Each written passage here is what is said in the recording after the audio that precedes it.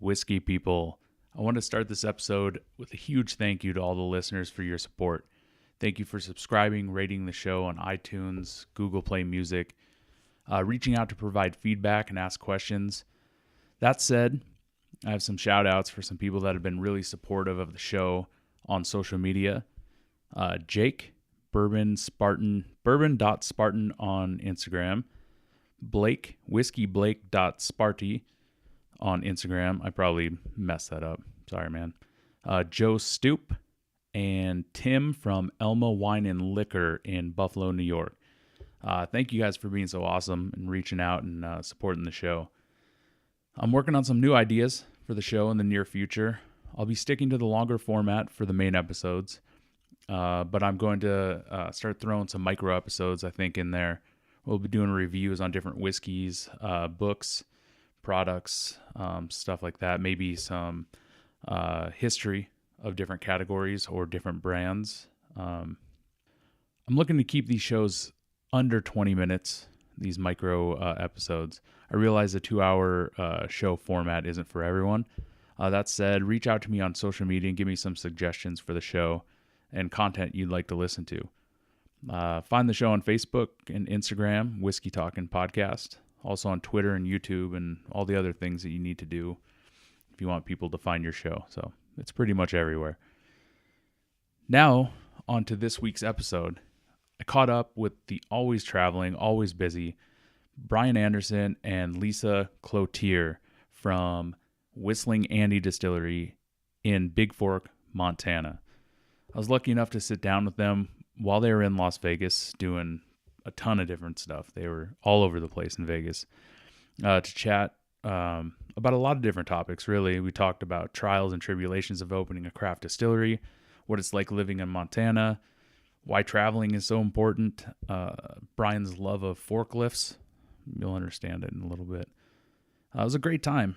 Even if it was 10 in the morning, whiskey made it better. So woke us up a little bit. So it's definitely the earliest podcast I've done. So, okay, everybody, let's get into it.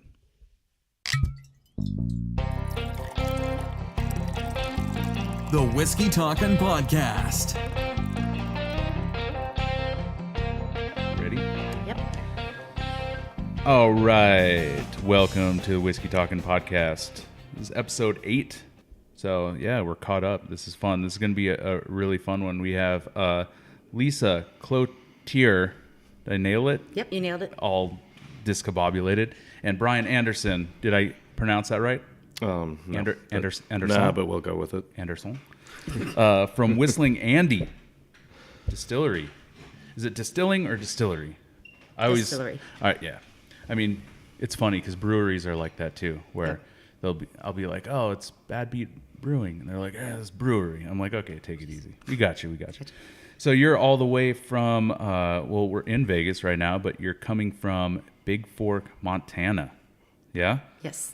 Via a very long drive. How long is that drive? This time it was 17 hours because it was a full-blown winter storm warning when we left. Yeah, I saw that. That's rough, man. It's because you guys in Montana, you're used to no speed limits, right? Or that's what they say. Yes, yeah. But I remember because I was born in South Dakota, but we moved to Oregon when I was 6 or 7, and I just remember my uncle and dad talking about through Montana we can just just go 100. Yeah, so yeah, we used to have a thing where if you got a speeding ticket, it was just a $5 bill. And no points or anything. You just hand a $5 bill out the window and go on. That's awesome. And then they dropped it back down, or they took away the speed limit for a while. And that was funny. And then they came back and they took away the $5 bill thing. So, man, see? But the speed limits are still pretty high. It's 80 on the freeway. Yeah, it's you get to the point where you're the good old days when you can just hand a $5 out the window. Fly through.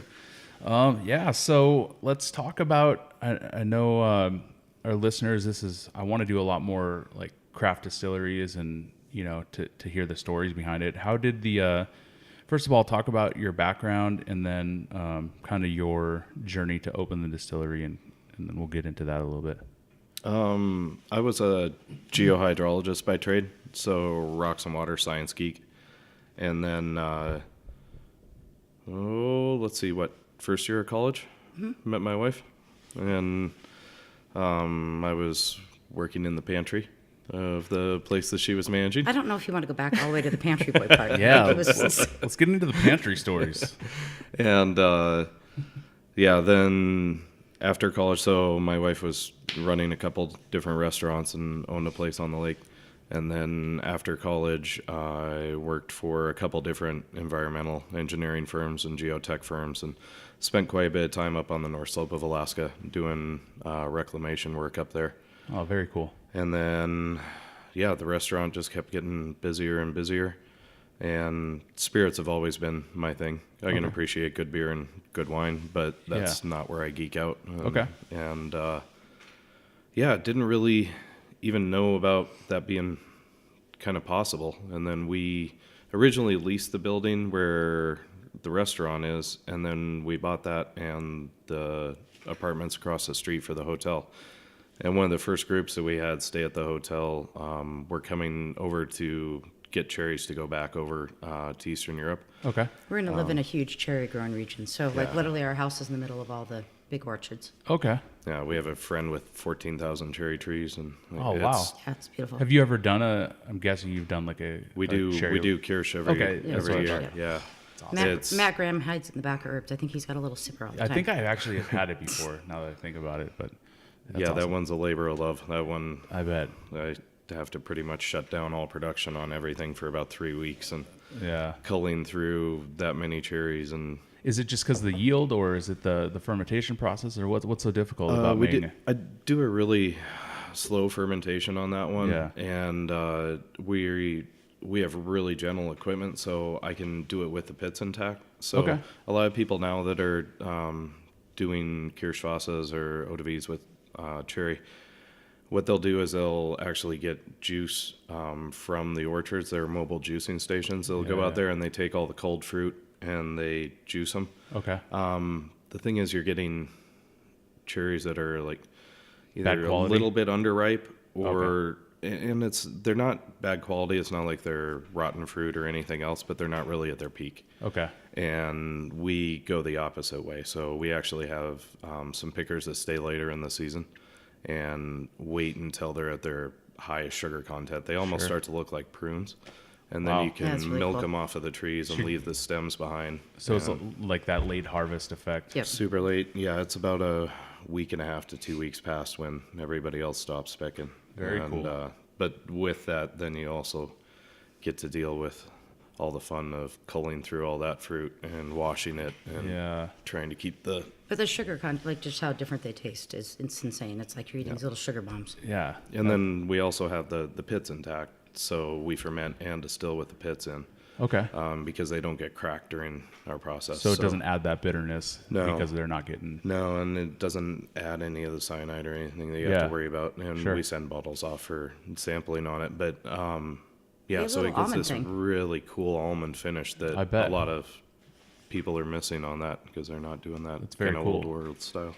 Yeah, that's like something you get like coming from a bartender background. Like good orgeat is like, because they use like the apricot like pit. Yeah. Yep. Yeah, it's like if you don't know what you're doing, you probably shouldn't mess with that because No. you're gonna kill somebody. That's why whenever someone's like, "Hey, I got my own orgeat," I'm like, "Nope, Good.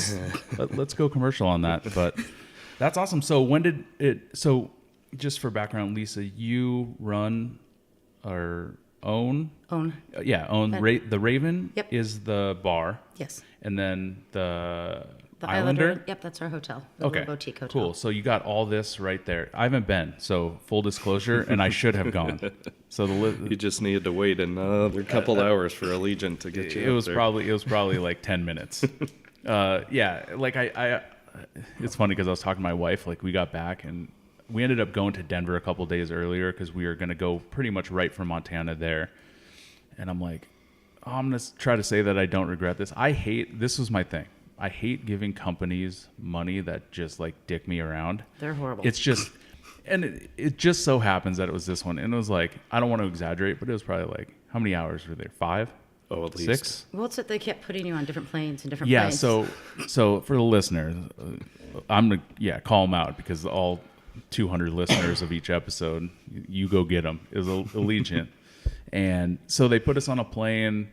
They took us off the plane. They put us on another one, and then I'm like, there's no way that this can happen again. And yeah, It happened And again. this we is- were like right about to take off. Wasn't this like August when it's just a little toasty down here on Yeah, the tarmac? And the first problem was that the plane was too hot, and they had to like turn on the air conditioner or like fan it out. And I'm like, this is real? Like, And this is a thing? yeah. And the people and the girl at the gate, she just like giving updates, like, you know, like Allegiant one. She's like, yeah, it's still hot. I don't know. They're airing it out or something. I'm like, this is not professional. I'm gonna die on this plane tonight. Yeah. So, long story short, I was like, we were gonna go to California and then but we changed our plans around. Anyway, like usually I'm like, oh yeah, I don't regret anything. And then the pictures started coming in from everyone that went, and I'm just like, should have went.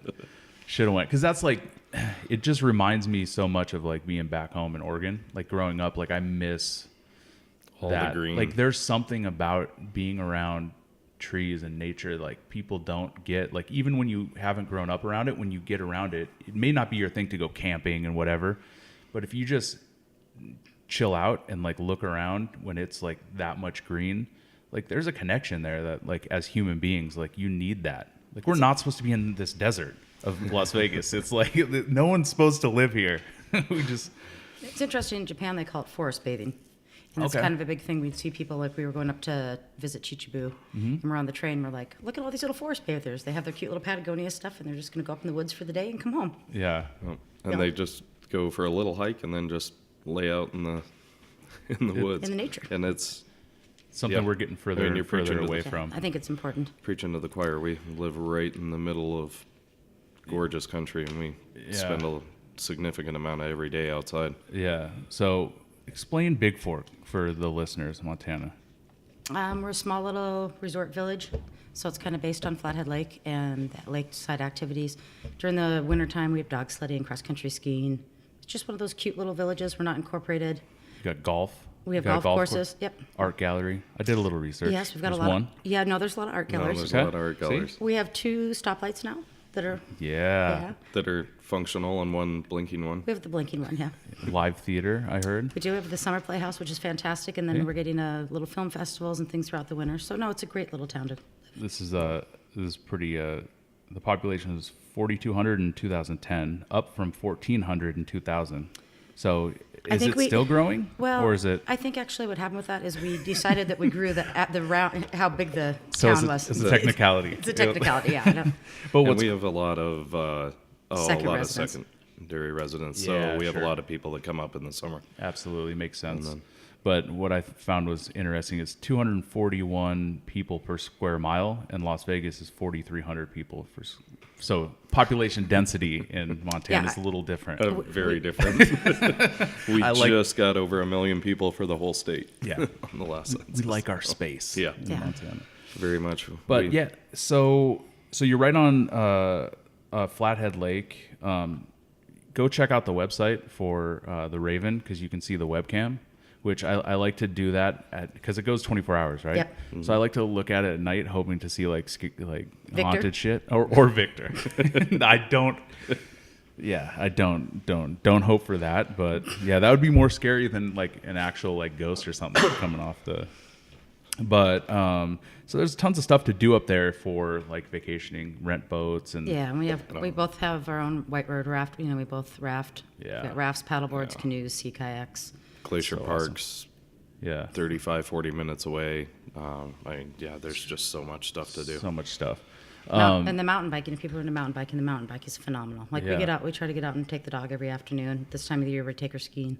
So for people listening, what are the months where someone's like plan a trip up here to visit? I think if you're into summer sports, beginning of June through middle of September, and then for the winter sports, you can always usually count on snow middle of December through middle of March. Okay, so depending on what you're into, explain like what you got going on at the Raven because it's pretty interesting as far as like culinary, like how diverse based on your travels. Yep. Like you have like dim sum night. Yeah, we do dim sum once a month, and other than the summer months, just due to the volume that the restaurant's doing. But yeah, we go in and we'll hand make 1,000 dumplings, and That's awesome. yeah, that's what's happening right when I get home. So we'll drive in from Reno at the end of the week and whip out those. The menus kind of develop, like you said, on our travels from different places. Brian and I have gone around the world and working on a new cocktail program for the summer again. And then we feature all Montana craft beers, which becomes tougher and tougher every year because we have an amazing amount of really talented brewers that I respect so much. Just They're such making good some beer coming out. phenomenal beer up in Montana. And there's a lot of those guys that they have no, I mean, you're going to grab it in Montana. They have no desire to ever leave the state. Yeah, They're not going to, that beer's not going to go anyplace else.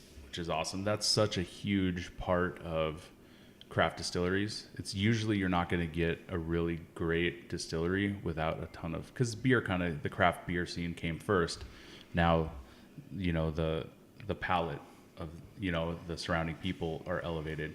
Because at first, like, people weren't into gin just like they weren't into IPAs, you know, and now, and then sours now. So it's like your palate, you have to like slowly baby step the public. When we started doing the Kirschwasser, I mean, nobody knew up in our neck of the woods what in the world it was. Everybody thought it was a flavored vodka, and they were Super very disappointed. surprised. Yeah. And now we have people all the time coming in and asking for it. So What's the production on awesome. that? I know it's a whiskey podcast, but I'm so intrigued by that. we're small. It's about 250 bottles a year.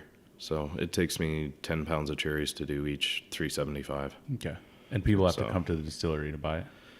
We do it in the state of Montana. It's just So you distribute a little bit. Yeah, we haven't had a ton of requests for it outside of, you know, it's one of those that for on-premise accounts they use a little bit over a long period of time. It's kind of a niche thing, but it's such a cool. It's a labor of love. Yeah. That's one of those that You're not retiring off of. No, Kirschwasser. and it's such a pain, but it is so awesome. It's so fun. What?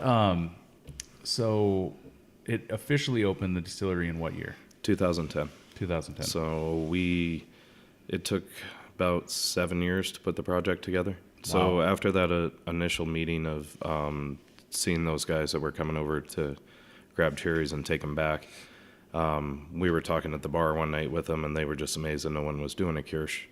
Up until that point, the only distilleries I'd seen were Bacardi and Jack Daniels. Right. And so I thought it was, you know, a $40 million plant that you had to have and all of that. Started looking into it. That time so this would have been 15 years ago. Craft distilling was not anywhere, really. Couple places. And it was still illegal in Montana. So had to wait for some legislation to be changed around. Were you instrumental in like spearheading that yourself, or was it just already in the process of changing? I'd love to take credit for that, but I wasn't. There was a different distillery that has since gone away, Rough Stock, and Brian was really good working with that. And then Brady Wise, congressman, that was, I think, wanting to open up his own distillery. Okay. Yeah, but he was definitely instrumental in bringing that to Montana. Sure, it just takes the squeaky wheel gets the grease. Yeah. You know, it's like you gotta take the steps. But so what spirits did you start off with, and when did you release your first whiskey coming out of there? We started with a horrible vodka. Horrific. And what was the problem? What did you learn from that? Because The vodka should not be done in pot still. Yeah. Or in our kind of pot still, at least. too much character is not great. No, couldn't get the temperature. There's a lot of, I kind of bought into the marketing hype of some of the other spirits, without doing the background on it, and didn't realize that physics was against me on that. So to actually get to 190 proof in a pot still, you're over 10 distillations. Like if you just look at the isometric curve, you can't, for efficiency, you can't even get there. And so, and then once you do, after that 10th distillation, it's such a tiny yield. So, and I was going back and forth with the engineers that at Vendome, who we bought our still from, talking about that, and they they were just like, well, buy neutral grain, redistill it. That's what everybody does. And I'm like, Yeah. it's not what I Not want what your to vision do. is. And What's your still setup? so we have a Vendome.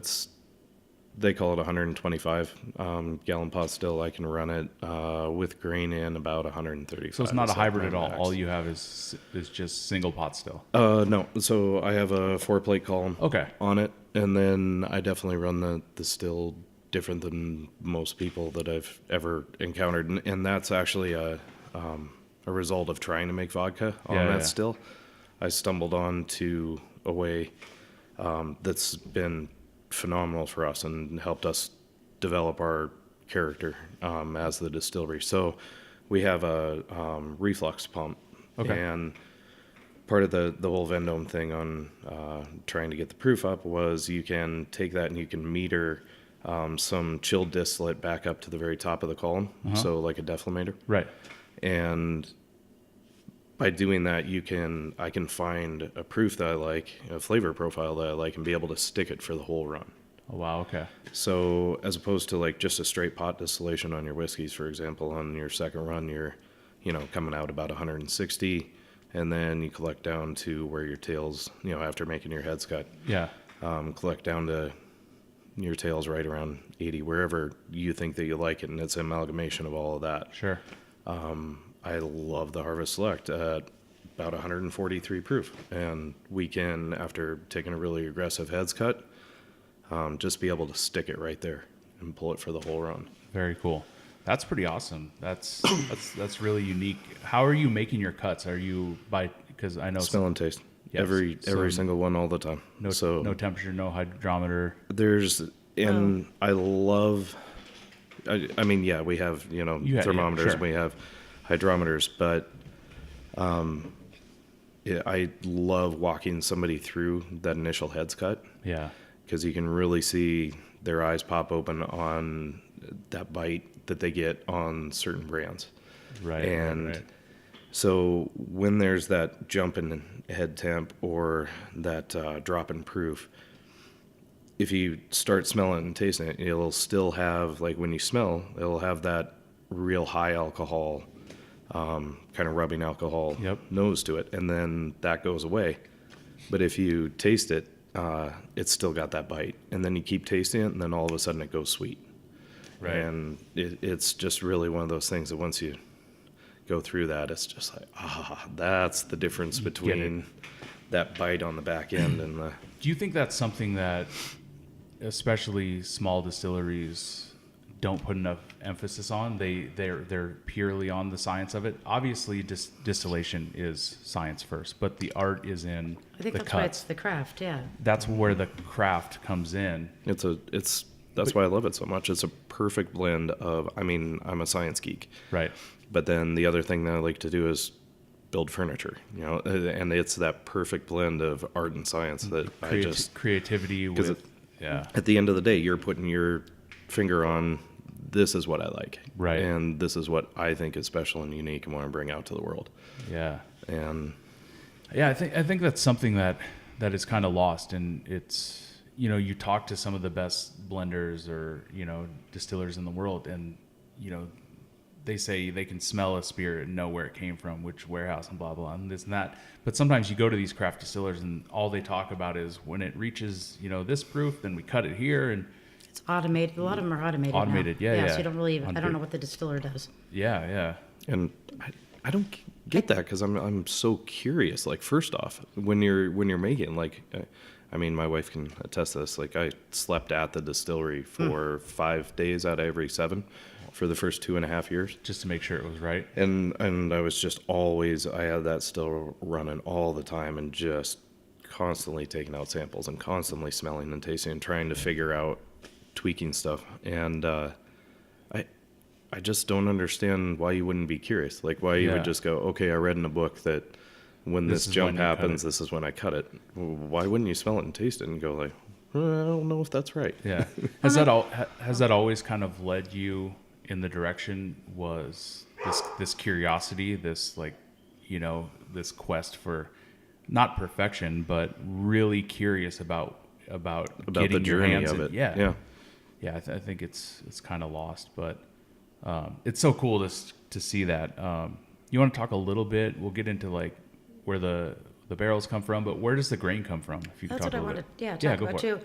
Is I think you forget in the beginning, remember we went through all the different wheats in Montana, Oh, yeah. and he kept going through, and I'm just like, there was some of them just weren't the right, learning about the falling rates and realizing that for what we want to do, winter wheat was the best wheat for us. But that was a big journey too. I mean, you did a lot of and the distillates. specific type of, like, it's a Jaggeline hard red winter wheat, and I know more about grain than I ever wanted to, and and I'm sure I could hear my wife's eyes rolling sometimes on when I started going down that rabbit hole. Specifics. And, so we get all of our grain from 2 local family farms. I know our farmers very well. One of our farmers was voted Montana Ag Leader of the Year for his work in the ag department, like just really great stuff. Awesome. And I have a 1-ton truck and a big trailer and drive down and load up the grain directly from them. Very cool. For the first 3 years, we didn't have a forklift and didn't have a mill. I was about to say, do you mill on We site? do now. Yeah. So before I would go and I'd pick up 6 tons and take it up to another farm, and they were kind enough to let me use their mill. And we'd mill it and bag it up there in 50-pound bags, throw it back on the trailer, bring it back to the distillery, unload each bag by hand. So I was moving over 6 tons a day, at 50 pounds at Should a we talk time. about the forklift porn stage we went through? Yeah, I really still, Yeah, let's talk about pretty forklift with side shift. That's what gets the fire burning. It kind of gets me going. We're walking. There were some bad times where we were driving along, and any forklift that I would see off of the You'd almost road, I'd swerve just off be the like, road. "Oh, hey, look at that one." It was Good so bad. We God. were walking. Roger Gillespie was giving us a little tour through the warehouse at Breakthrough. Yeah. And I'm like, looking around. He's explaining how things go. And all Brian looks at me and he's like, "Did you see that forklift? It has side shift." And I'm like, "Dude, really? Right now?" Right now, we're in public. That's awesome. It's like Yeah, and then we were able to get a matching grant through the Montana Department of Ag. Oh, very cool. To get both a forklift and a mill. Oh. And Yeah, Montana's been so phenomenal with. they've just been awesome. And that, oh man, I remember that day that sucker got delivered very well. And then all of our pallets. There's like a supermodel coming down the Just runway. like, oh my God, look at that thing. But no side shift. You don't have side shift yet. No, Dreamweaver we have was side playing. shift, but it leaks the hydraulic fluid. But I still love that. What leaks? thing. The forklift. forklift? Oh, okay. Yeah. Well, I might occasionally get So moist. bad. Moist, oh God. Yeah, but So, so every shipment that we would ship out to Vegas or to New Jersey or anywhere else that we're distributed, I would have to build the pallets on the truck. So the truck drivers hated us, but they'd pull up and I'd just start hefting cases up, and then I'd get up and stack them and get back down and just do that, and then wrap the pallets up there, and it was a process. Do you think that's kind of how it has to start in order to organically grow, though? Because I see so many times someone thinks of a venture, something in their life. This can be across the board, and they Restaurants, overthink. everything. They Yeah. overthink it. They overplan. They They buy overfinance it. overfinance, and then just fucking go do it first, and then make these baby steps towards being more efficient or this organic growth. You see too many places, like I'll see, a craft distiller come out and your bottle design is beautiful. But I'll see them come out and they're like embossed glass with like these stamps on them and shit. And I'm like, oh man, What does it cost? Yeah. they are putting some money. How about you make good juice? And you've got to get Prove those by yourself. the container load. Like The investment. I'm like, you better hope this sells. just in the glass. Yeah. And then that's one, small component on everything. Yeah. It's but that's just the way we've always done. I mean, my wife started a restaurant with $10,000 Yeah. and a lot of sweat equity. I mean, we've Sure. built almost all the furniture that's in the place. I've built the bar top was extra flooring from her parents' place. Yeah. And then when we bought the hotel, went through and gutted it and did the remodel, and we did a lot of work. Yeah. It's just how we've done everything. Well, in that way, you look at the problem and you're like, okay, what would make my life easier? The forklift, the mill. Right. What do we really need What to do we make really this? need? Yeah. Do we need embossed bottles, no. But you know what? A forklift would really make life better. Yeah, So sure. then you look at it, you work for it, it's a goal. And you Instead of start with having to- the product in mind, like trying to make the best juice into the bottle Right. and figuring out how to do that first as opposed to, we've got this beautiful container, but Yeah. still don't really know how to, or we didn't hire the right person to come and distill or do Right. whatever. And then trying to catch up to meet, it's almost that lipstick on a pig. Yep. And it's like, guys, let's strip all this away. Is the juice worth this? And is it worth the effort? Yeah. Do you think like that kind of get out there and just kind of get into it, get your hands dirty is kind of reminiscent of the community that you guys are in, the kind of the state, because it seems like, I'm not going to say anything about other cities and other states, but it's like there are certain communities, like I grew up in South Dakota, and like I'll go back, my grandpa and stuff. It was just like, you wanted something done, you go and do it, and you get your hands dirty. Yeah, I mean, we live in a small town, and people build their businesses, they work at them. The work ethic's amazing most of the time. Most of the, And sometimes you just don't have a choice. Right. Yeah, I mean, the money's not there. I grew up, to get to the nearest hardware store was 40 minutes each way. Yeah. So, And not like because of traffic, because that's how far it was away. Sure. there was no traffic. There's no traffic. An hour before you saw another car. Yep. So explain the grain a little bit. Explain the water source if you can. So That's something a lot of people put. We really, really lucked out on that. And there are some aspects of the distillery that I normally, when I'm talking about our stuff, don't get into just because there's so much marketing hype. Sure. With everybody, has Right. all this amazing water that comes, and you're like, no, you're using municipal water from the city. that's got that fluorine's awesome. Or Right, fluoride's right. awesome. No, so we had a couple challenges when we were starting out. First off was trying to find a building, and it was right, 2009. The Economy wasn't great. tanked. It was horrible. There were so many buildings out there that commercial buildings had never been leased, and we thought we'd be able to get a screaming deal.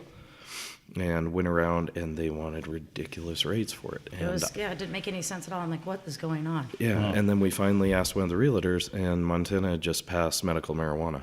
And I needed the exact same things that they need. I needed floor drains, lots of water, and three-phase power. I got you. And so big money was coming in. Yeah, right? they were having a lot of people from out of state coming in and being excited about the next. And they were thinking about it, and that just jacked everything up. So it forced us to kind of reevaluate everything. And a friend of ours that's a great realtor that we work with all the time said, hey, I've got this building that's been foreclosed for quite a while. You want to come and look at it? And it's a very different building than most people go into. So it's pretty narrow. I think we're only like 38 feet wide. Okay. And then the dog's barking. It's good. We can get And, another microphone. She would love to talk. And just really long, but we've got like an 8,000 square foot building. But the really neat setup thing is about unique. and what I loved about it was all the loads carried on the exterior wall, so we could just gut the inside and make it whatever we want. Hey, baby girl. That's Dulce. Ooh, whoa. She'll calm down a little. Not into all the power cords. And the other thing that was really awesome is it had a well. Okay. And so we were wanting to go on to that.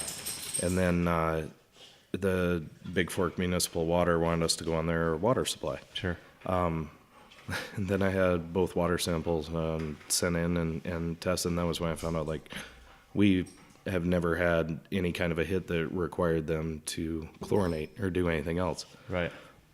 So we're one of the few municipal water sources that doesn't have to add anything to their water. Wow. So they have 2,000-foot wells north of town and just this phenomenal water.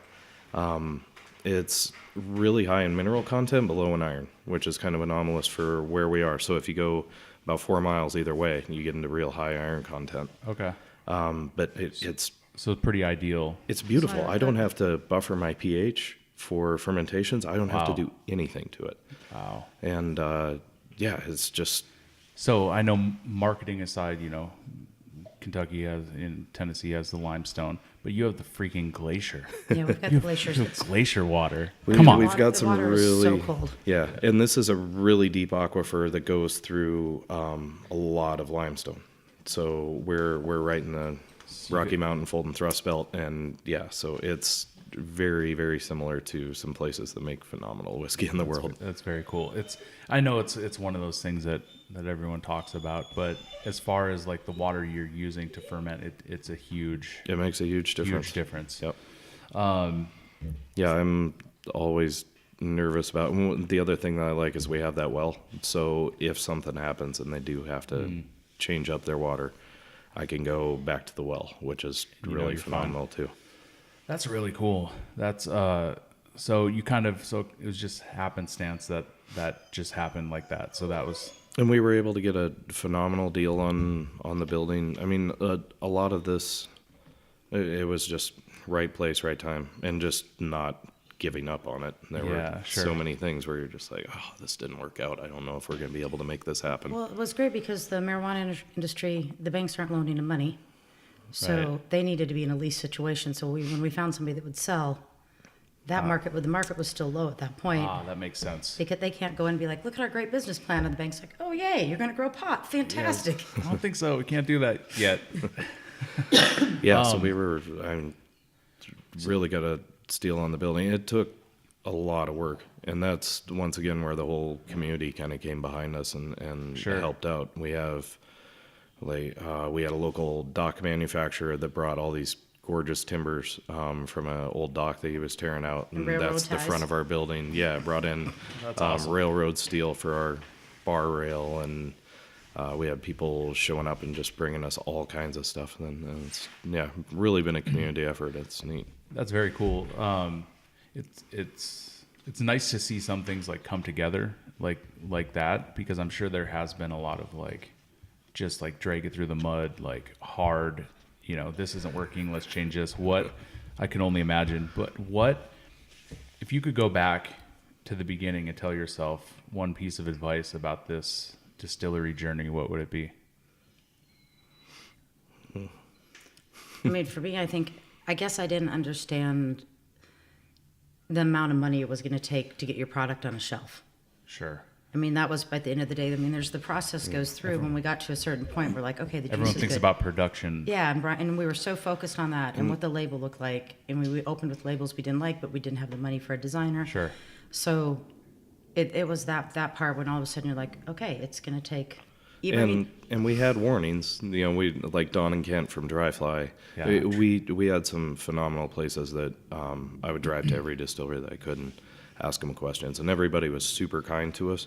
That community and is pretty awesome. The craft Yeah. distillery community, for sure. And there were some jerks too, but They're in there. the majority of them. Yeah, majority of everybody. But Yeah. the majority of the jerks aren't still around. So I mean, that's the black and white of it. Is a lot of the people that were Well- negative and stuff. They weren't really making the juice. The product wasn't. So the true distillers that were doing the craft distilling, that I think we really respected and stuff. When we go to indie spirits festivals or things like that, they're great people. Well, a lot of times when the money's not there, people drop out. So unless you really are passionate and really love it, the cream will rise to the top. But that's kind of how in everything. If you're It is. doing it for the money, it's like somebody wanting to do a winery. It's like, unless this is like or a restaurant, or absolutely, I, yeah. all the time when we Yeah, have the people restaurants that are are just crazy. like, oh, we're thinking of opening a restaurant, but I don't really care about, I'm going to get chef. I would not wish that industry on my worst enemy unless you love it. And if you love it, you're like, If it's awesome. If it's But- like what you live, breathe, eat, It's the sleep. only reason you should be in that business. I Yeah. mean, that's the only reason. It's so much work. I Yeah. mean, you sit around and you sit down and talk to chefs. I mean, when somebody talks about a 6-hour day, they're like, I don't even know what that hell is means. Yeah, that's I a don't day even off. sleep for 6 That's- hours. Yeah. Yeah, it's definitely like talking to more bar owners, restaurant owners. And it's funny because when you first get in the industry, especially as like a bartender that, started to take things more seriously and try to educate, like the first thing, bartenders will say is, I want a bar someday. Yeah. I'm like, no, you don't. I don't. Unless you want it more, it's, you wanting to succeed and then to live. It's very close. On how it and works. that's it. Like, if you have a family, if you have, like, that is going to take a huge backseat. And, like, talking to, like, Nectalia at Herbs and Ryan, seeing that struggle from the Yeah, beginning. we were there in the beginning with him, yeah, and it was so quiet. And it's so phenomenal to walk in and be like, there's a line of people that want to sit at that bar stool. Yeah, I always tell them, I'm like, no one that used to go to Herbs, like, it's hard to go there anymore. It's just They'd be like, so what are all these people doing? yeah. That's why I just keep throwing those 1-star Yelp reviews up. Yeah. Oh yeah. So he responds to him. Yeah, go look at the Herbs and Rye Yelp reviews. And And it was interesting in the beginning, like if you sit down, Jameson from Sand Dollar, Yeah. what was our first big conversation with him? Toilets. Mm-hmm. Like, what style? I mean, last night at dinner, what are we talking about? He's like, yeah, I've got this new pressurized toilet. And I was like, what? Whoa, tell me about this. It doesn't get clogged in the middle of 4th of July weekend? yeah, This it's is just- awesome. just forklifts and toilets. That's the name Yeah. of this podcast. Yeah, I'm going to start looking up toilet porn. Oh, that sounds really, really bad. You don't want to see that. So we got grain, we got water, we got distillation. Talk a little bit about your barrels. I know the big thing I want you to hint on and talk about is the choice to use full barrels rather than smaller barrels. Yeah, and we made that choice pretty early on. with a ton of research. I mean, yeah. that was hours of us talking about the pros, the cons, looking at some of the distilleries, really going through reviews, and that was a very conscious decision. That Finding the right as thing many for us. scientific journals as I could, because there's actually some really good literature out there on extractions and reactions that go on in the barrels and what components come out and everything. And then we bought a ton of whiskey. Yeah. I really believe that if you're going to get into something, like if you're going to open a restaurant, go out there and go absolutely. to all the different restaurants that you idolize. And yeah, I bought a ton of whiskey, and there's two out there that I really like. They're using small barrels, and the other ones it wasn't my palate. Yeah. It wasn't my cup of tea. Yeah, And it's so easy to take those shortcuts, especially when it's not easy for those that are listening. A lot of, distilleries that open, craft distilleries in particular, have to do like a moonshine, a vodka, a gin, something unaged, and you just have to. And it's not a bad thing, because obviously those spirits can be phenomenal. But ultimately, if you want to open a whiskey distillery, if you don't you're ready have to wait.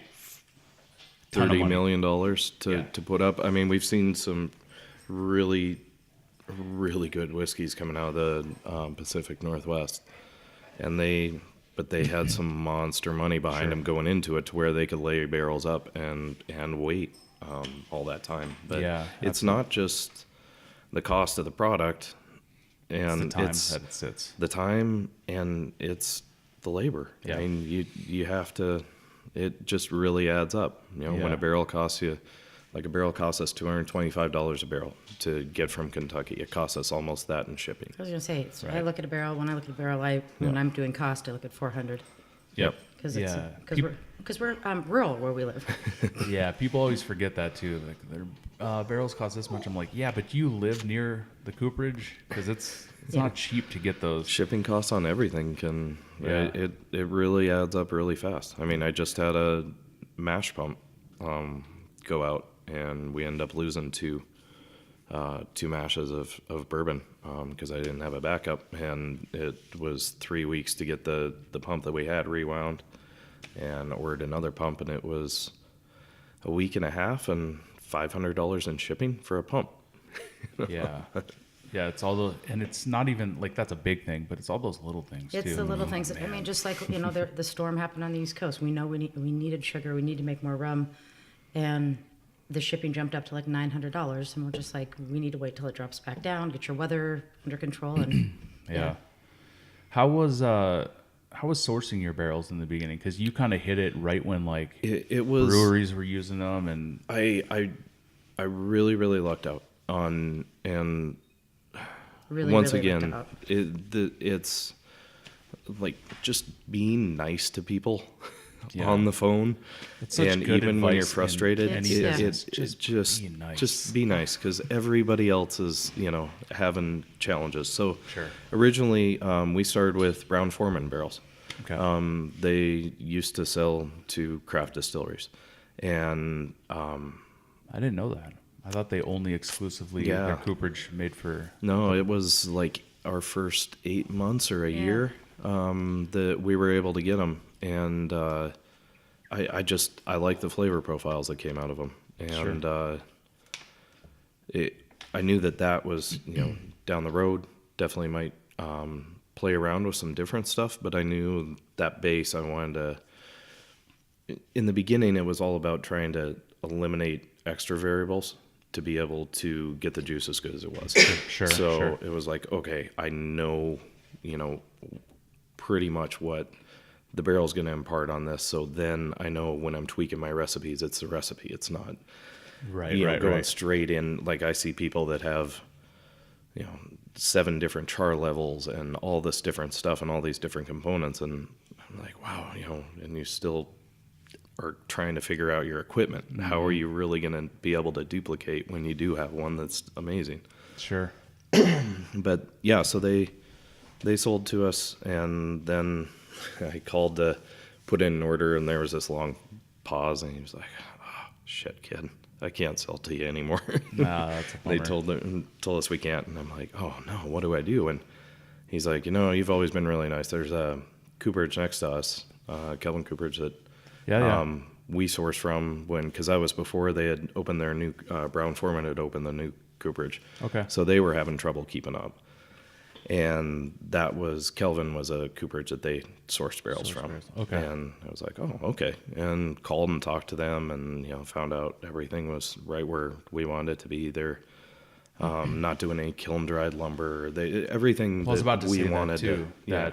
Because it's really unique that you chose full barrels, because it's easy to take the easy way out. I mean, it's how can I age this whiskey quickly? And for those that are listening that don't really understand like what a barrel, can you explain how because you know the science of it, and you tasted so many different whiskeys. Explain like surface area to volume and why you chose to go with a full standard barrel. Yeah, so I'm probably, if there are any chemical engineers out there, I'm probably going to step all over this and be horrible at it. But so a lot of people are using small barrels, 5, 10, 15, 30-gallon barrels, as opposed to full 53s, with the thought process behind it being that you have a larger surface area to volume ratio. So you age faster. Aging, in my mind at least, has 2 components, very crucial components. So you have your extractions, all those soluble wood sugars and vanillin and all that beautiful stuff. And then you also have oxidation reactions. So there are a lot of esters and acid chains that are formed during the maturation that you just can't rush. We keep hearing whispers of people using heat and pressure and light and doing, To try to get that in and out of the whiskey to interact with the wood. So if people are listening, like that extraction is the wood going, or the whiskey or the spirit going into the wood and then going back in, and Yep. Based on the temperature. Based on temperature and humidity. Sure. So and that's why I love where we're aging as well, because we have really big temperature swings and we have really big humidity swings. And I know some people are very controlling in their warehouses. You don't have their temperature climate control? No. Just let it go.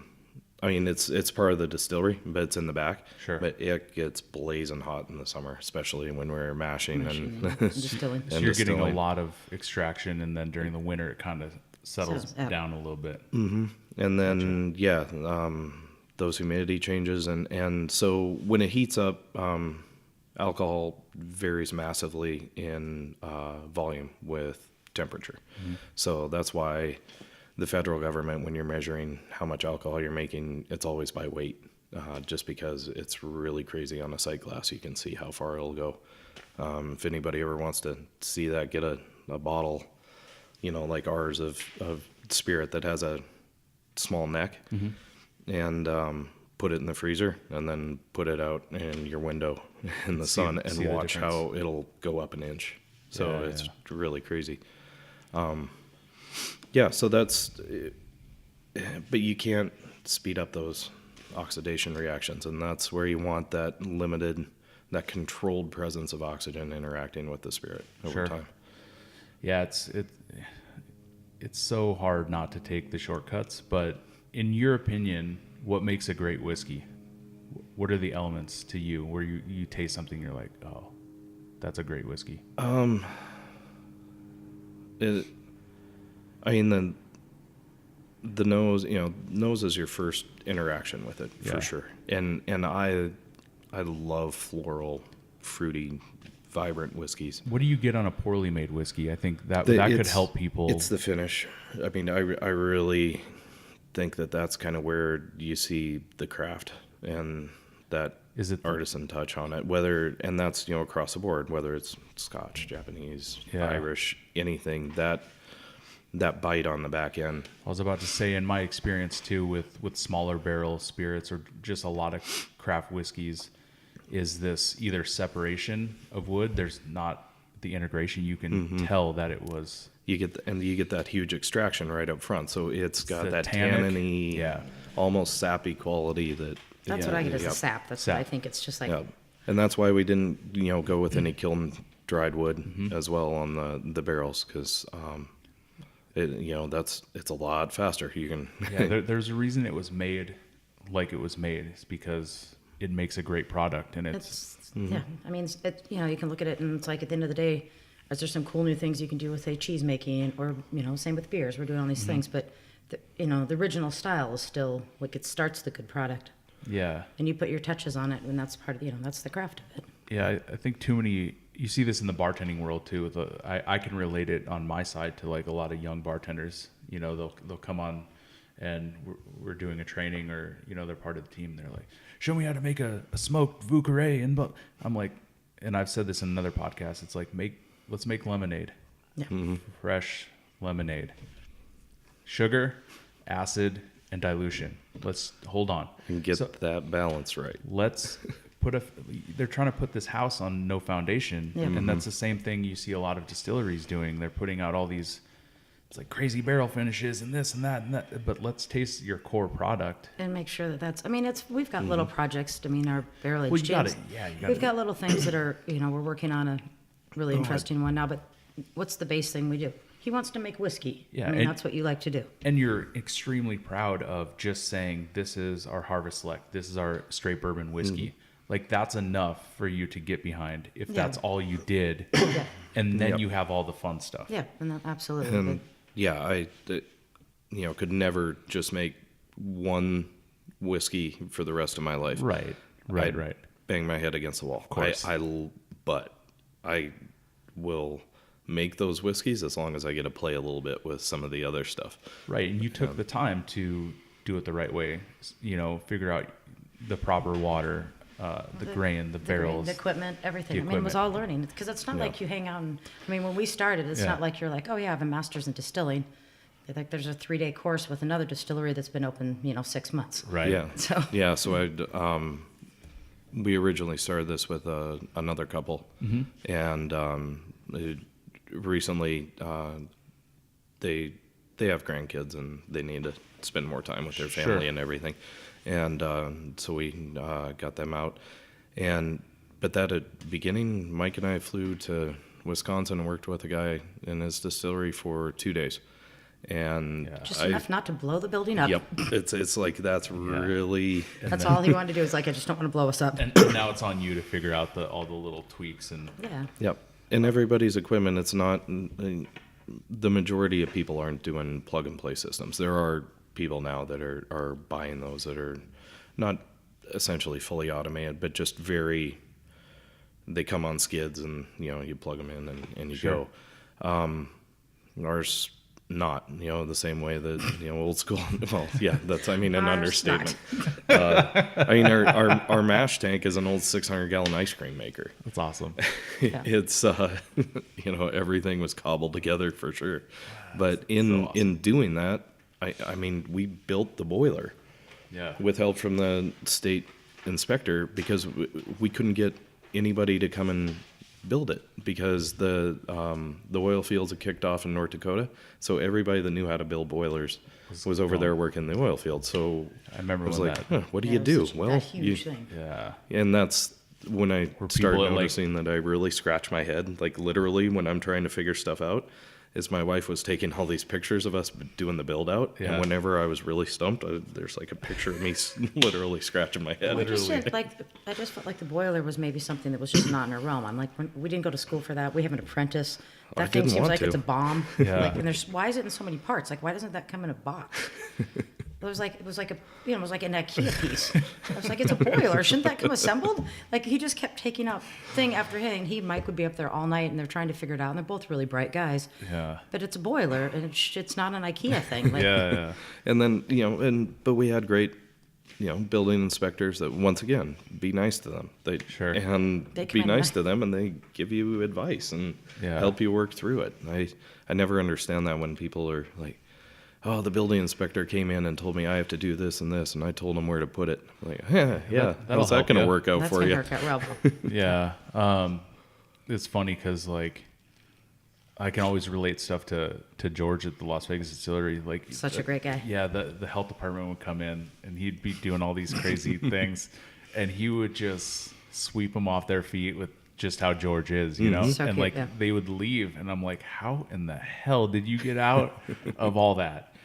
You have like a sink here and it's not supposed to be here. He's like, oh, but dude, who cares? You know, he's like, and I'm like, they leave and they're like best friends. I'm like, just be Nice. a genuinely nice person. And Yeah. And that was when the first health inspection, because we, didn't have any other distilleries or anything. Right. So they didn't really know how to. And when they came into the back, I remember that first time Should I she put was bleach in the yeah, still? she's just like, okay, well, how do you sanitize your tanks? I'm like, oh, I use this, and Yeah. she's like, no, you have to use a chlorine base. I'm like, no, I can't on stainless, and I Yeah. will not pit these tanks. And she's just like, no, you have to. I'm like, okay, can you please come back tomorrow, and I'll have all the MSDS sheets printed out, and we'll just go through Yeah. everything. Came back, and she's like, oh yeah, this is legit. It's totally rather fine. than just fighting it and then Yeah. Like, and telling giving her- her the information, explaining why we Sure. can't have Yeah. it on the copper and the stainless. What kind of in the same light of just a little different, but for both of you, what kept you going when it was just, not to say not worth it, but just to the point of like, what the hell did we get ourselves into? What kept you going? It's tough. I mean, at the end of the day, we've been cash straps from the absolute beginning. The laws in Montana don't allow us to take any money from our restaurant, which we've worked really hard over 23 wow. years. Yeah, Yeah, because none of the equity that's built up. So my mother is on the license. We found this out right after we got married. We'd been together for 11 years. Okay. Just got married, came back. We were home for 3 days. Called down to get the application going, and they're like, "Oh, Brian, you can't. Your wife has a retail license." And I'm So I was just I've like, that's been fine, working we're divorced. And she's like, no, you're Montana, you're common law. And I'm like, we don't have to live in the same house. And the lady Yeah, on the she's phone's just like, what? he'll move out, and I'm looking over. I'm like, I'm getting divorced. I'm getting kicked out. I was like, well, we'll get him a little apartment. He can come over on the weekends. So the answer is you need to want it more than anything. I mean, we just went through it again when we were trying to transfer because we were looking at a couple other concepts and with our attorney. And I'm like, well, we can go back to the divorce, get a second. And he's like, there has to be a better way. And I'm like, so. Yeah, it's it's a challenge with everything, and I don't know for like I really, really, really geek out on this stuff, and I really love getting to play in the back and make stuff. So that's when the world feels like it's closing in. You go back I can to that. just He goes back. put in the on my back. headphones Zone and out. just go back, and even if it's just moving barrels around and sweeping the floor and mopping, that Sure. Yeah. like puts a smile on my face again. And it almost, when all the craziness is going on, you zone back into why you got Why into we it. Yeah. got into it. I mean, why this Yeah. is, this And is the then- craft that he chose to do. So, And then it's this the is what he people. wants I mean, the people that we've met throughout this whole thing, the people that work with us on the stream. I mean, even we with our have an suppliers, awesome our team. farmers are- And, yeah, and the people that we have a very small staff at Yeah. the distillery. You have And two, they're, two other distillers? And yeah. So, So Kevin and Gabe. Kevin? Yep. And I think we're bringing on one more very, very bright girl, which is going to scare those little boys, but that's okay. Good. Yes. she's She just finished defending her PhD in chemical engineering Yep. out Wow. of Johns Hopkins. And she Very actually cool. sent us a letter, and she's like, I want to move to Montana and distill. And all the large chemical companies have offered her a substantial job. I'm like, you realize what we pay? Yeah. And she's like, no, I want to make whiskey. That's what I do. My husband wants to make cheese. And I'm like, come on over. That's so awesome.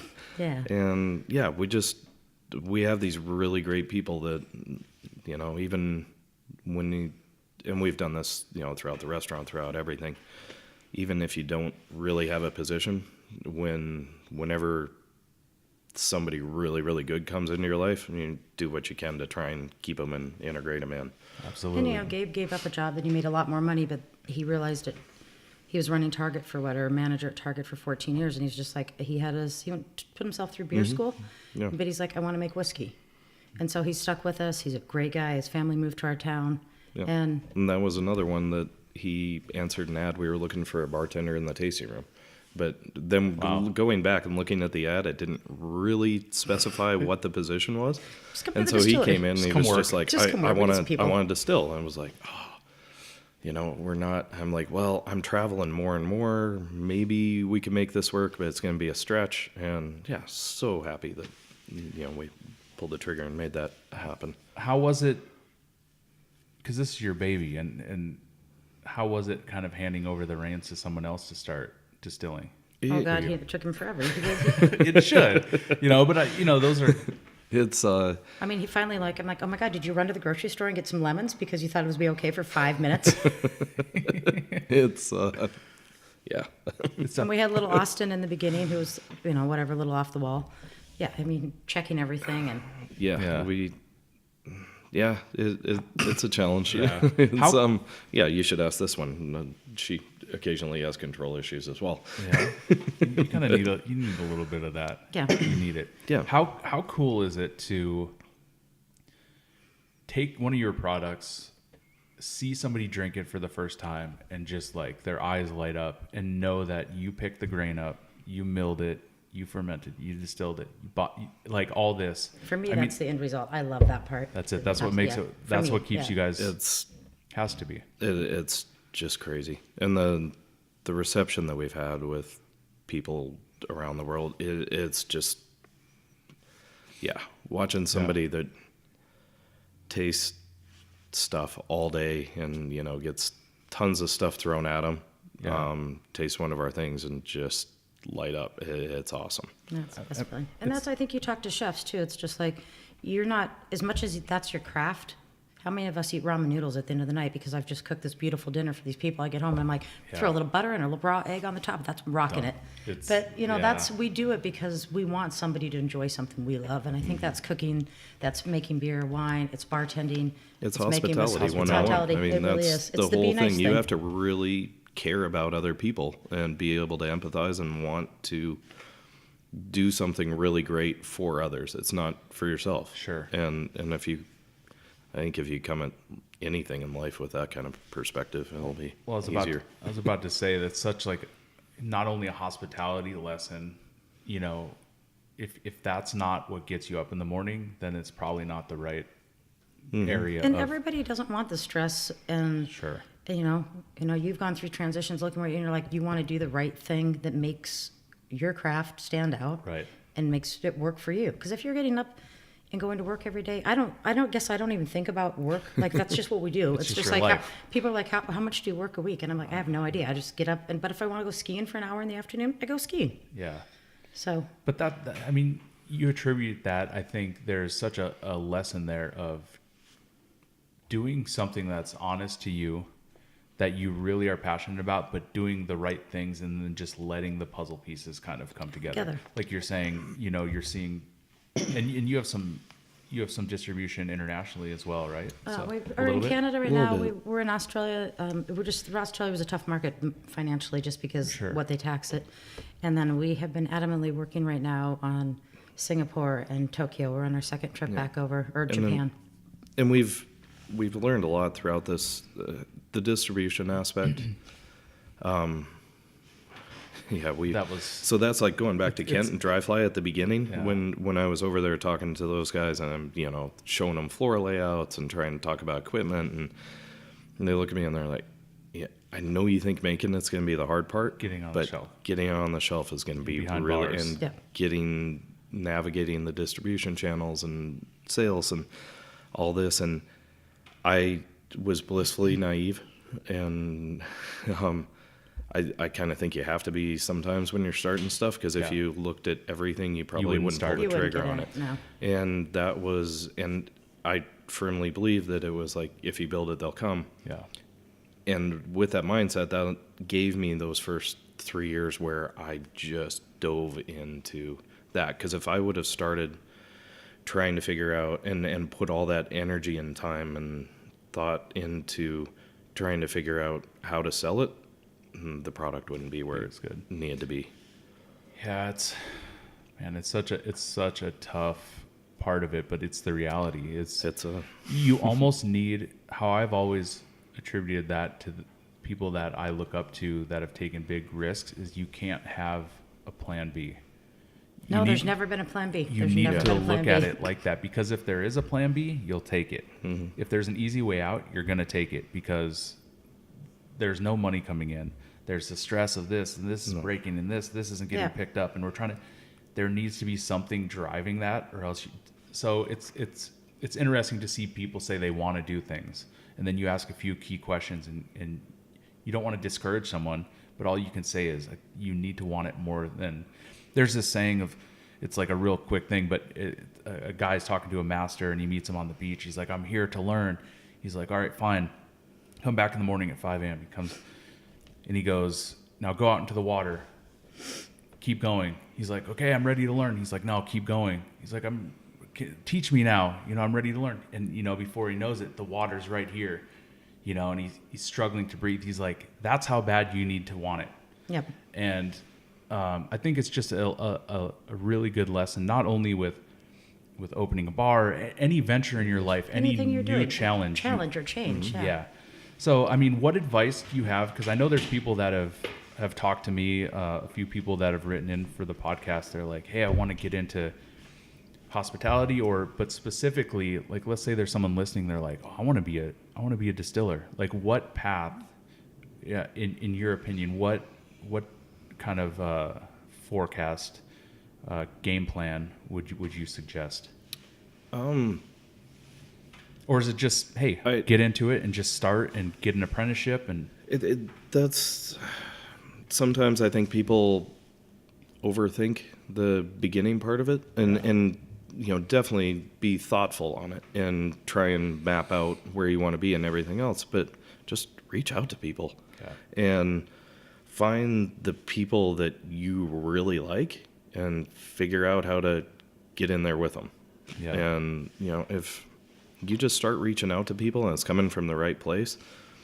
I mean, we still people answer will- emails all the time that are getting ready to start, and we've had a lot of people that have come through, and I mean, there's those 2 young kids from Washington, and I'm like, so what do you want to make? And they're like, oh, we don't really want to make anything. We just want to like learn what a distillery is, and then we're going to just do this labeling thing and target the colleges. We can And make I'm so like, much money off of doing this. And it's like, okay, they're like, good yeah, luck. look what Jägermeister did, and I'm like, yeah, And yeah, look what, yeah. but in what, I give 1800. It's yeah. like- I mean, I give tours all the time. We actually, I don't know who's been talking about it, but our setups quite different as well.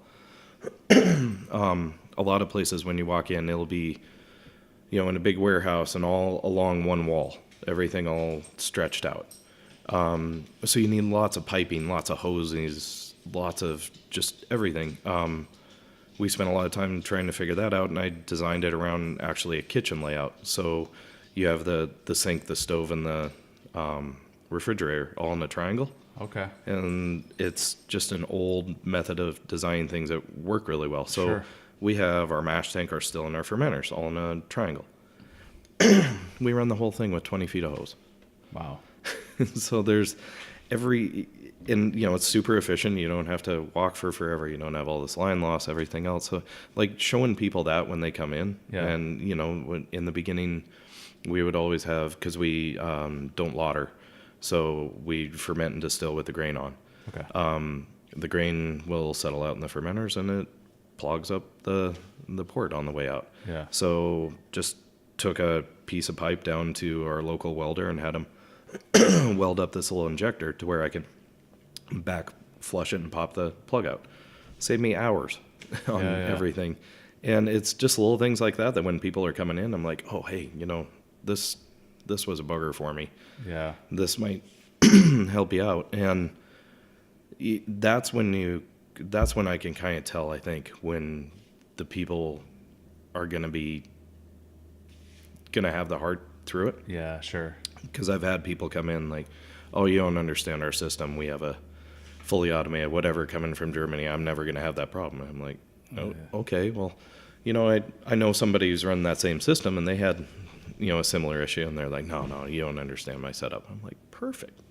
And then that's kind of when the tour stops, and they're like, well, what about this? I'm like, you got it. You don't need any. You don't need this. You're help. never going to have these problems. So, just because this is totally backtracking about an hour, can you explain the name? Where'd the name come from? I guess we should have started there, but of course, that was my father's nickname in the military. Very So cool. last name's Anderson. Everybody always called him Andy.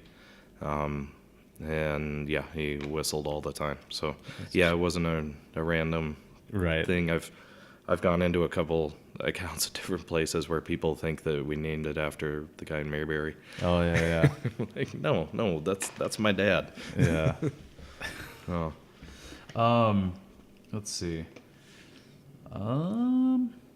Let's talk about actually let's get into to some whiskey and taste some. Which one do you think we should taste first? The Harvest Select?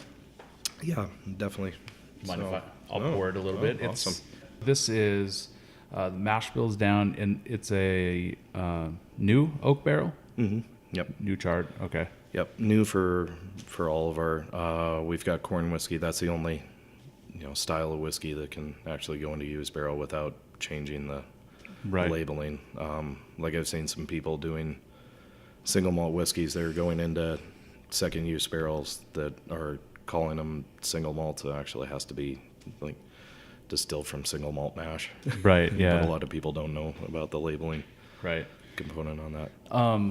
What whiskey trends do you see? Because you guys travel all over the place, whether it be internationally or just in the U.S. Where do you see the trends kind of going, and how do you gauge where your percent of production goes based on that? Or are you just making what you love to make, or kind of how do you see that forecast? Yeah, we're definitely, we've had a lot of talks. We've been putting corn whiskey up for a long time. I don't know if that'll be a thing, but we have the barrels there and we have corn. So that's been something to be doing.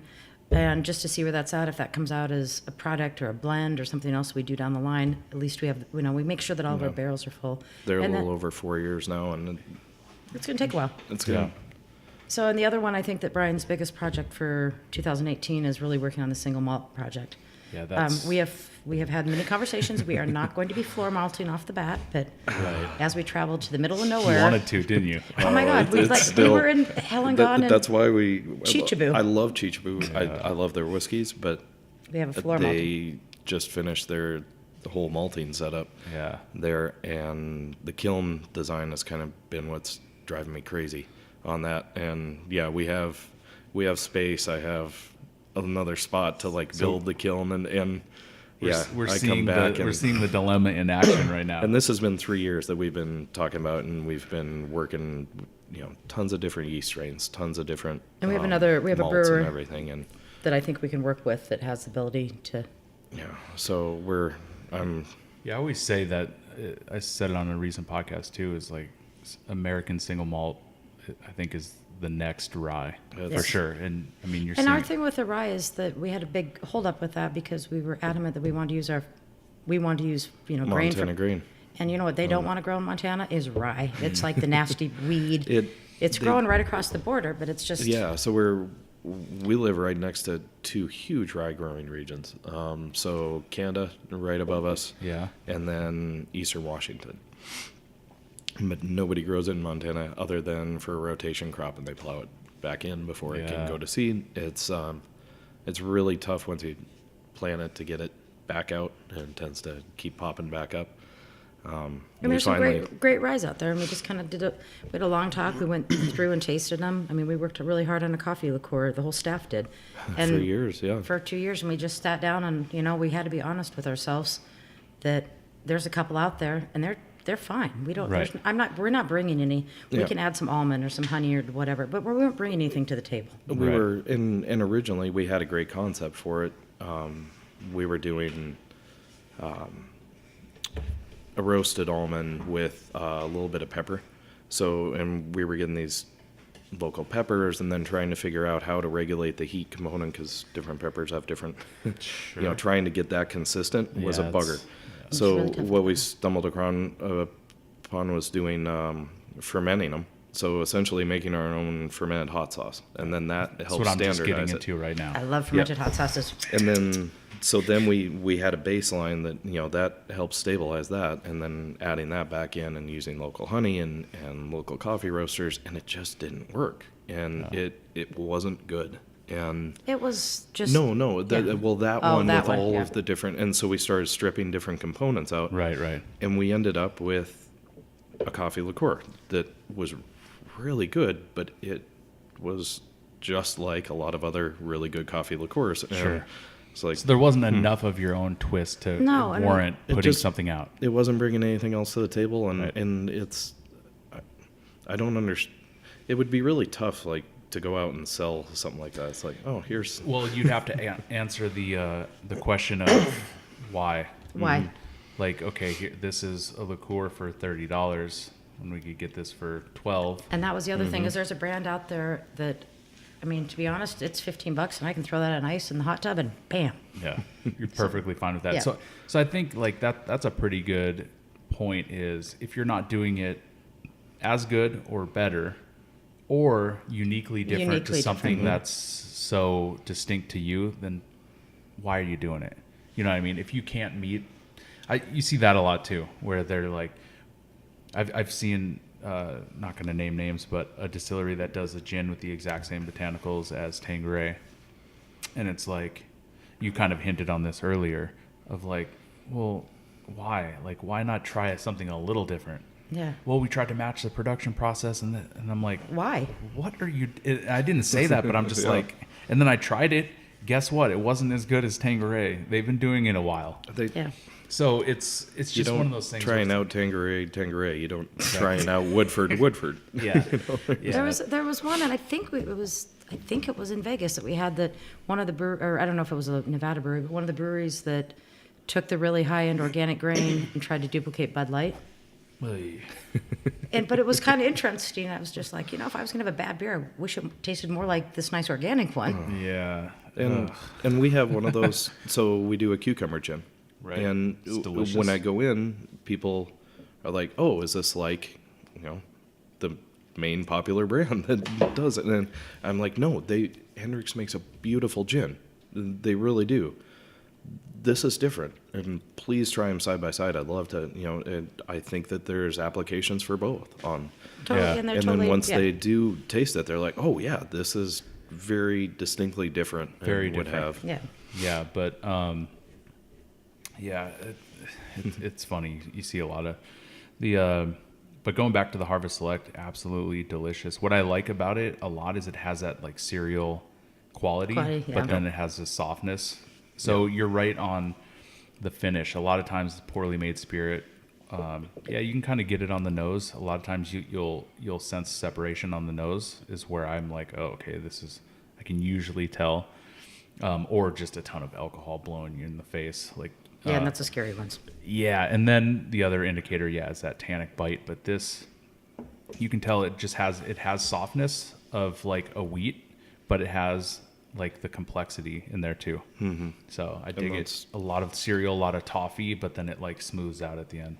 And we really, really try and go for balance in all of our stuff. Yeah. I think it's really easy to just hit somebody up the side of the head and, like with our bourbon, for instance, of just like, here's corn. A lot of people have that real high corn mash bill. Yeah. And it's just that big, sweet Sweet, monster right up front and then just drops off of your Yeah. palate. And Yeah. I love subtlety and balance in everything. Sure. And like those wines, those dishes that you eat that you can't put your finger on everything that's in there, but you keep going back to it, trying to pull more and more out. Right. And Yeah, I think people kind of lose that in why a mash bill is so important. There are a lot of good, really high corn bourbons, but they are what they are, but the supporting grain makes such a difference in the complexity and structure, whether you like a wheated bourbon or high rye bourbon or more barley. And I just did a wheated bourbon blind tasting, and oddly enough, Maker's Mark was in my top 3, both 46 and regular Makers. And it's, in my mind, I thought maybe they would be lower because it's Maker's Mark, and I'm like, I don't drink Maker's Mark all the time. I drink this, I drink this, and then I blinded them, and guess what? Like, there's a reason why these big guys, because they do it well, and so they put a lot of thought and love into their products as Yeah. well. It's not like it's just going into a factory and coming out. You meet the people that You read the make that distillers. stuff. We've met a lot of the distillers from the big places, and there's a passion for it. There's a history for it. Yeah, and there's a lot of respect for it. Sure. I mean, it's funny too, because with all of liquor and spirits, there's just so much, like you touched on, is the marketing, the placement, the politics. But at the heart of it, there's still real, genuine people. And like when you get to them, I mean, there's a lot of like bullshit. Oh yeah, Absolutely. But like when you're standing with the distiller and you're just really talking about it, like Jimmy Russell. Yeah, he's fantastic. Like it's whether you're talking about him playing baseball when he was a kid or not, you get a sense of why the whiskey is so good. All the other politics and stuff that goes along with that aside. So at the heart of it, there's a genuine product in a lot of these things, and but the tough part is that political. it's crazy. And listening to, I'm so grateful that when we go out to talk about our product, or I did a total wine, did 2 total wine tastings, that there's actually something that we can say. I think that would be so that would just be so demoralizing to have to like stand behind a barrel with a product and that you source from a bulk ethanol plant, and Sure. you're just like, oh, this is my great grandpappy's recipe, Well, and just knowing that That's what I was saying. That's when you have to like say that it was Al Capone's like secret stash under his like Yeah. speakeasy or some bullshit. There was a brand which I won't name, and I know which it is already. No, I'm just kidding. Okay. But it was, I was doing a tasting at one of the liquor stores here in Yeah. Vegas, and she was next to me, and somebody came up and they're like, what is I can't remember if it was the gin. Yeah, she's like, what is the gin distilled from? She's like, botanicals. I'm like, oh, God. Ooh. yeah, It yeah, was, and they paid and the person $10 knew. an They hour. were like, no, what's the base spirit made from? And she's just like, no, it's distilled just from botanicals and Lots and lots of juniper berries. That's not how that works. Yeah, and a lot of times, I mean, especially in this market, you guys have access to some very beautiful people that will stand behind Sure. something and pour it for people. And Yeah. it's always funny when I go and do tastings, and they're gorgeous girls wearing very little, and then just me, and I am not pretty, standing behind a barrel. I'm like, well, you get to actually talk to the guy that makes it. You should come in the exact same outfit and see it. I keep trying. I just Maybe bring a forklift in. Maybe that's what's missing. Big forklifting for sure. Just random questions. This absolutely delicious, the Harvest Select. It's 40%, and it comes in a 750. We'll taste the bourbon in a sec. If you didn't live in Bigfork, where else would you want to live? Oh, me? I know her And- answer. yeah, Oh, Japan. I figured that was like coming. she was going to be. Yeah.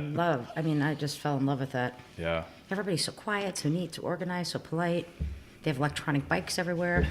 I love the e-bikes. Yeah. It's my thing. You know that. Yeah. We were in Korea. The e-bikes are neat. Yeah. Yeah, it's I don't have any desire to live in a large urban. I would live outside. I love where we live. Yeah. It's So I said really hard. besides, yeah. Besides, it's hard to, and I don't know. There's just something about Montana that I think I'd probably always end up back there. But yeah, I would live. I'd love the area Perchichebu's at. It's spectacular. Yeah. How about yourself?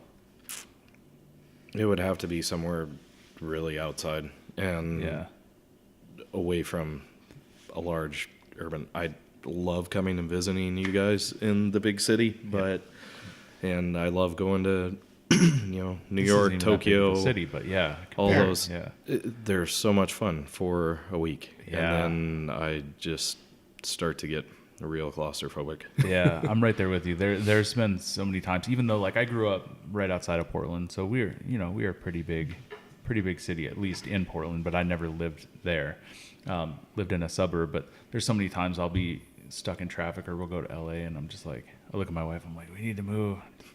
And usually Montana comes up just because that's the first one like I think of, or like, I'm like, can we just go live in a log cabin somewhere? And So nice. It's Yeah. ridiculously beautiful where we are, and it's a challenge. It's when you meet that comes people with, up there, Yeah. it's really hard to make a living where we are. It's not like there's a ton of jobs up there. It's not like there's a ton of people to pull from for labor pool and for anything. It takes a lot of work to live where we live, but I mean, God, Worth our The commute. payoffs of it, yeah.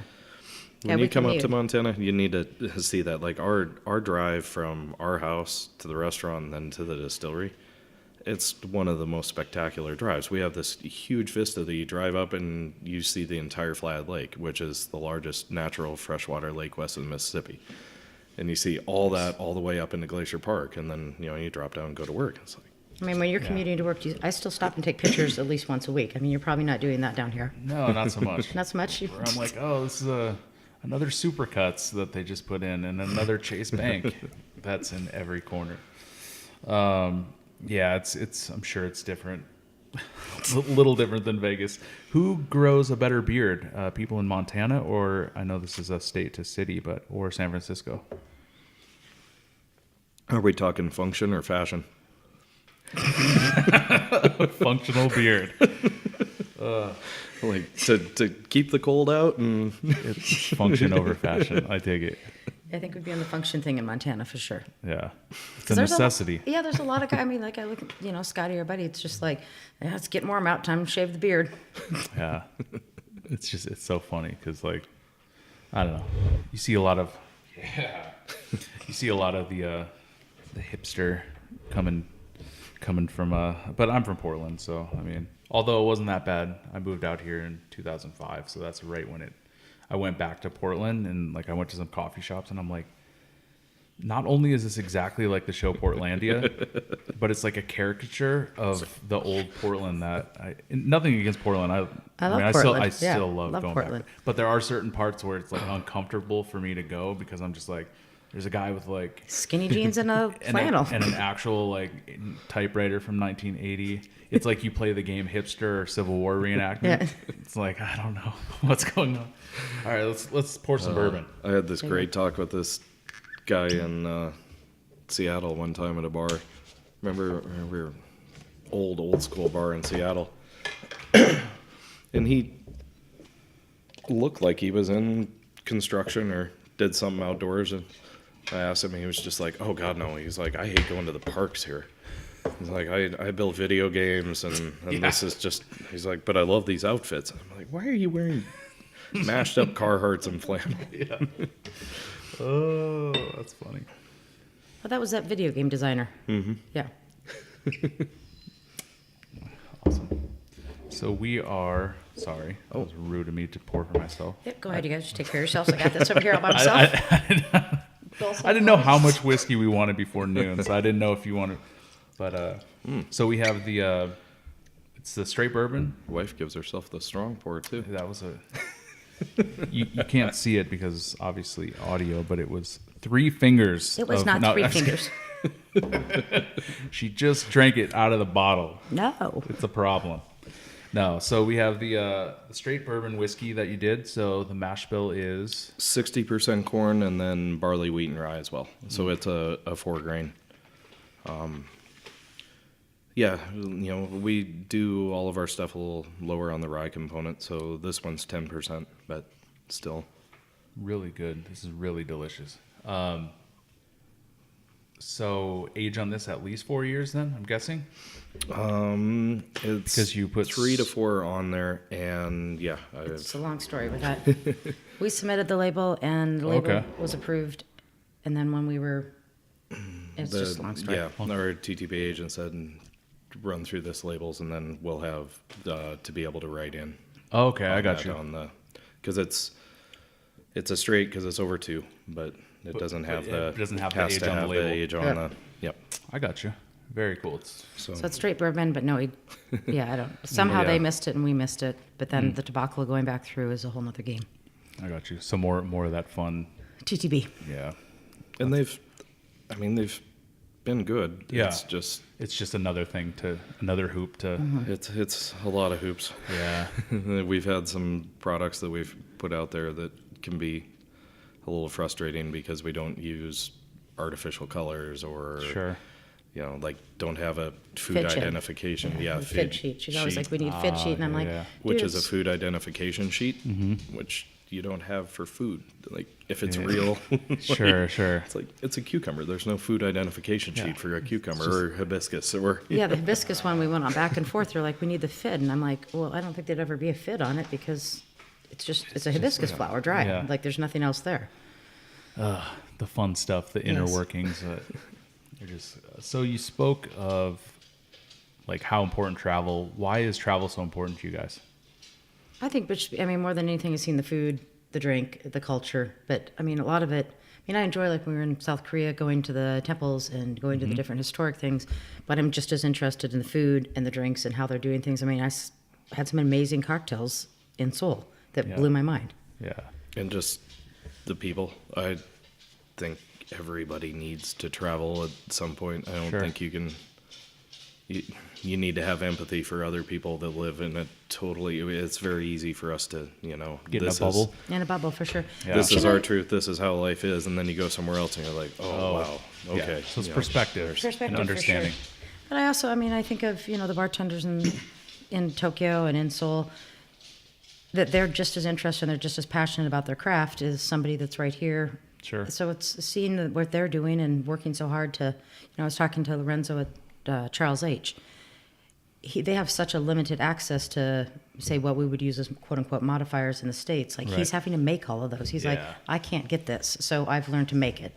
Right. So everybody trying to do the same thing and honing in on their craft, wherever it's, however, if it's watching them at Bar High Five carve a piece of ice, I'm like, that's phenomenal to sit and watch. Right.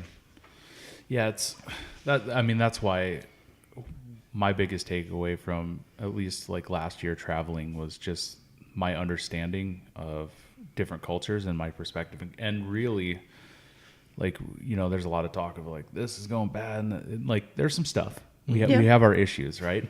But like my biggest one was going to Cuba, and they have obviously their issues as well with government and a lot of things. But the people are so grateful and Just happy. Incredible. We loved we did Cuba. 10 days just in Havana, and just Yeah, I've never seen people so not only grateful for what they have and not wanting a lot of things. It's was so materialistic. Well, and I guess what I realized after a couple days in Cuba or in Havana or whatever the case is, there's not commercialism. There's not buy this, buy that. It's just it's nowhere. And you start seeing, I'm like, oh, they have billboards. Like, we have billboards, but it's public service announcements. Yeah. It's not brand driven by any remote thing. Yeah. The bartender community and the bar owner community embraced us. We had a blast with them. It's very interesting to see their take on this. When I went, the Obama had just gone, and the sanctions were starting to be lifted a little bit, so there was talk of, they're preparing for when the embargo fully gets taken off to where America can come in. Like, and you see these two sides. You see people excited for American influence, and then you see more of like the old guard, where they're like, no, we're fine. We're some of the healthiest people on the planet. We're the most educated people on the planet. And we don't want a lot of that influence, So you saw like the two sides of it. The two sides of it. Talking to one of the bar owners, and because, one of the things when we travel is you keep up with Facebook. That's how Right. you see what's going on in their life. And he's just like, oh, we don't have the Facebook. And I'm like, why? And he's like, I'm not going to go sit on the side of the road to wait to see what's it's not in everybody's house. It's not up flying around in the air. yeah, not being able to use. I think you went around the that same was time we did. phenomenal. There was to you'd have to go to a hotel or to someplace get internet, To get- to buy yeah. the card. And then being curious with watching no people Google. actually talk to each other. That was the craziest thing when we left Cuba and got back to, where was it? Cancun. Cancun. And we were waiting for the next flight and went in to grab a bite to eat, and looking around at every single couple, every person was just staring at their phones, and they weren't looking at each other and talking. And after, having that 10-day forced separation on that, I was like, I really enjoyed it. Really kind of sucks with our culture, actually. Yeah, Like we're big, losing a lot.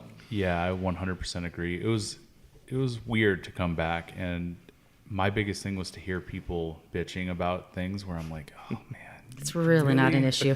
Really, I was just at a bar where they had their lime juice, and I'm using air quotes because it was not real fruit, like whatever lime juice they could concentrate that they could find, in a water bottle with a straw in the drilled through the top for a makeshift squeeze bottle. Yeah. And you're bitching that your hand sink is too low, and I'm just like, but it's hard, it's easy to get wrapped up in, like you said, our own bubble. But it was, it's definitely different. Like I knew, like this is the first day we went there, and we were walking down. I forget which bar it was, but we were walking down, and we hear music. So there's live music everywhere, obviously, and then it feels so good. Oh, it's just amazing. This was the first bar, and they let me come behind the bar because we said we were bartenders from America, and so I went and made a daiquiri behind the bar. That's where I saw the squeeze bottle. But when we were walking down the street, everyone was dancing on the corner, and then they're pulling us in to dance with them, and I'm just like, you don't even like. Well, you're looking around and you think it's like a festival, and then you're like, no, everybody this is just what they're doing. This is just what they're doing. This is today. This is today. You're dancing and happy. Yeah. I mean, I remember that bazillion years ago traveling to Jamaica when it was so focused on the music and the smoke and, and the cheap beer and the rum. But everybody's just driving along to life instead of so focused on how do I get to my job? What am I doing? I've heard mixed things about Jamaica. I don't think... Brian will never step foot, so I had my last trip I'll there. never go back. Oh, speaking of what... We had a horrible experience. Yeah, I haven't heard too many good things other than people going to like distilleries there and being on like lead tours and as far as vacationing, this was like 25 years ago. We were there for the Marley family reunion, which was one of the coolest events of my life. So when everybody Very but cool. Bob's, the whole family, the little kids, Rita, the whole crew. So, but yeah, we won't be going back. There's other places in the world. Yeah. Speaking of travel, what's the place that besides Jamaica? What's this like the scariest place? I think I asked you this in South Korea when I was asking you. Wasn't there a place where you thought you were going to get shot by? Oh, that was Jamaica. Oh, was it Jamaica? Yeah. Yeah, we You don't got. have to tell the whole story, but I was just listening to this. No, we got robbed while we were sleeping, and In it a sucks tiny because little we treehouse. had a beautiful time down there, Yeah. and we met some fantastic people, and we had a wonderful time. And then flight got delayed. Was it a and Legion? Ended up having no, But the funny thing the equivalent of. the funny thing is we were on a, whatever, national airline, American Airlines or whatever, but we were coming back to Vegas, and we realized that fun thing with the Legion is that if we missed our flight on Monday, there was not another one until Friday. Wow. Figure it out. Yes. So that was Jamaica. Let's see. In Vegas, for people listening, your guys' favorite restaurants, I know this is going to be hard, restaurants and bars for people to check out. Oh, wow. I know. That's so tough. I know you don't want to leave people No. out, but just off the top of your head. Because I like to give, there are a lot of people that contact me and they're like, hey, I'm coming to Vegas. Where should I go? I listened to your podcast and I wrote a few names down. But I mean, Herbs is, it's just, you have to. Herbs and go. Rye's on and there, yeah. Natalie It's was just- one of the first to really embrace us. And I'll never forget that first tasting with him because he went and, he was just like, give me one, what do you make best? Because everybody always does one thing well and then the others are kind of whatever. And he tried one. He was like, oh, well, Those are let me hops. try another. And and he tasted all the way through the line. He's like, do you want these bottles? And we were like, no, we're flying back out, and took him and put him behind the bar. And he's like, they're in the lineup now. And he didn't, at that point, I think we were the only distillery that had multiple products back there. Nice, but And I just think the that thing with herbs was- too is that when I send people from out of state that are, where do you go? That bar experience, it's going to be. it's going to be solid and it's going to be consistent. It's not going to be like, oh, Go there when this person's there. yeah, or when you go in, make sure you sit over here because so and so is going to be here. I mean, you can walk in. I mean, the other night we took our staff because we wanted, And, really see what hospitality. I hospitality. mean, they're really, really good at their craft, Tom. And Yeah. you walked out, and I mean, the next morning I'm listening as I'm making everybody breakfast, and it's like, oh my God, Eddie's like the coolest guy. He did all these things. It was so neat. So they were watching things. I don't know. I feel like that's a. But I mean, the Sand Dollar, as far as like a quintessential blues bar, Yeah. you can't really find a lot of those anymore. Yeah, they that nail does it. really good live music, and then having that level of beverage as well. Yeah. I mean, being able to get really great craft beers here can be a little bit of a challenge. There's Sure. some really awesome places opening up, but like Atomic's always been phenomenal. Yep. And Jameson's, well, he has a passion for the sour beers, which is kind of my jam. Yeah. I mean, and the then- other night a we had dinner. killer whiskey selection. I mean, it's just Yeah, it's funny awesome because to have. it's like, oh, it's a blues bar, and like I'll tell people there's my staples that I tell people to go to, and that continues to grow as like more and more really cool places come out. But I'm like, go to Sand Dollar definitely, and then I'm like, it's a blues bar, which is awesome, but then they have awesome beers, and the bartenders are great, and the owner's great, and then it's fun, but they also have really good cocktails. Yeah. You know what I Yeah. mean? Like they're doing it. That's like the hybrid of what I love. That's what's coming out of this geeky mixology world, is that we can have better cocktails, better beer, better products, but in like a really cool, chill environment. statement. Which is, I think that's what's fun, because for a lot of time it was kind of stuffy and very formal speakeasy bullshit. Kind of thing. And now, I mean, and I look at like District 1. I mean, Yeah. we have multi-meals every time. And I think I mean, the food food-wise, is that's underrated, or not underrated, but maybe not talked about as much as Starboard Tack. Like those empanadas the other night, they were fantastic. Yeah, and the oysters are. Yeah. yeah, and- Lyle and Bryant. So man. I love those guys. We have, I mean, obviously, Awesome. we have all these different accounts, so it's really neat to have, like the MGM's been phenomenal and really supportive of us. So there's all of that really cool stuff at the Strip. Like we had a wonderful night last night, and 2 nights ago we had a great night at Sage as well. And like, so there's that experience. And there are really good people working in all of those places. Yeah. And then there's also just this kind of swelling of people that are biting the bullet and starting their own place. Our own woof, which we Yeah. love to see that. I mean, Esther's Yeah. Kitchen, what a neat, cool. I haven't. Yeah. Yeah. it's- Carson Kitchen, I mean, Matt's been Yeah, I agree. phenomenal. There's just everybody with the downtown container. Yeah. And there's just some really, really neat stuff. And it's nice. Like when we get back, a lot of people ask us like, oh, how in the world can you do Vegas? I can only do a couple nights and I get really burnt out. And I'm like, get off the Strip. I yeah. mean, the Strip's fantastic, and go and do that and have that experience. what it but is, there yeah. is just some really awesome I mean, stuff we going took a off group of there. in, friends in from Montana the first 2 nights we were here, and we ended up going over to Corduroy. Everybody had a blast. They were dancing. They knew all the songs. The drinks were great. Yeah. So there's places everywhere. Yeah, there's so much more to offer than it.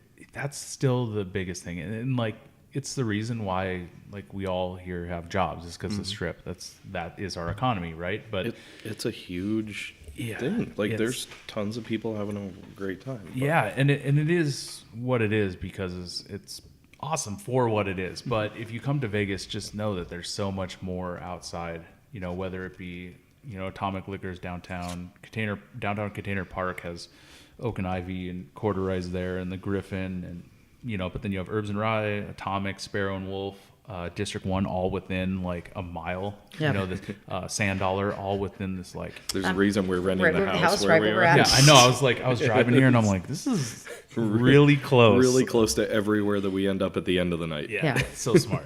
So So smart. I know we're at about an hour and a half. I just want to get a couple more questions, just because you guys, pretty adventurous food, like whether it be live octopus that And you I made am me eat in so South proud Korea. of you. I know you did not choose look to on eat your that. face. I So- walked up and I saw things crawling around on a plate, and before I know it, there was chopsticks in my face and a live octopus tentacle in my mouth. I think if you would have just shut up instead, you kept saying no, and so your mouth was open. And I was like, I got him.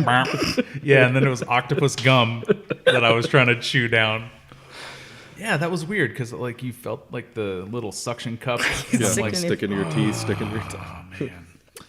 Yeah, so you're no stranger to adventurous food. What's the this might be a hard one to answer, but what's the coolest whiskey pairing, or you can say any spirit, to a food that you really enjoy?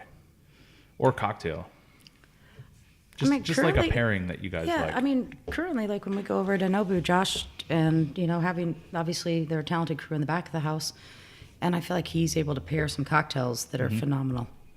Yeah. I really gravitate towards the... Asian is kind of our your go-to. jam. That's, what we make at home a lot.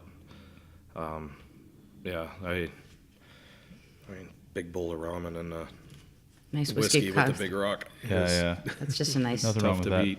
What's your favorite Boilermaker? Well, I'm actually really partial to the hop schnapps with. Explain the hop shops really quick. Yeah, we have a phenomenal brewery that's located up by us, and I take their IRA and distill it. And it was something that came from a distilling manual from the 1860s. So I had a friend who was an antique dealer, and he passed away, and his son was going through all his stuff, and he found this old book. Wow. And it was a pretty simple book. It was actually mainly on how much livestock you could raise with spent grain and everything else. It was more on the farming aspect. Okay. But there was a reference in there to, if you make a wine and distill it out, we call it brandy. And if you make a beer and distill it out, we call it beer schnapps. And so I started researching beer schnapps, and there was a popular spirit over in Germany that just fell off the face of the planet in the 70s. And nearest I can tell, I think the owner of the distillery passed away, and kids didn't want to keep running it. But it wasn't a hop product. Essentially, it was an underproof white whiskey. Okay. And then we were doing some legislative work in Montana, and when talked to the brewery, I was like, I don't know how this is going to come out, and they gave us some kegs to play with, and we were able to get the hops to come through. And it's the trickiest distillation bar none that we do, just because so you don't lose that hop they're characteristics. so delicate. And so rancid. you can either, if you push it too hard, you can either blow them out. So lower temperature, or you just have to, it's really slow on the distillation. Like once I make that heads cut, and we neck the steam back, and it is kind of drop by drop. So it's a delicate process from the beginning. Yeah, I just really don't want to overheat that. And then you really have to watch your tails too, because if you miss that cut, it turns god-awful rancid really quick. I bet. And I think a lot of people, when we were doing that, I mean, it took the feds a year and 2 months to figure out how to classify us, because nobody else was doing anything like that. So other people are distilling beers, but they haven't been able to get the hops to pop or make that cut really good to where the clear spirit's really awesome. So they're putting them in barrels and aging them up. So there's hopped whiskeys, like there's a classification for that. Right. We've won a couple medals for that spirit, but most of the time when I send it in, I never get the product back, but I get this great letter that's like, we love this, but we have nowhere to put it. Yeah, it doesn't fit in the categories. So it's just something that's geeky for geeky's sake. But I love pairing that with a malty beer. Okay.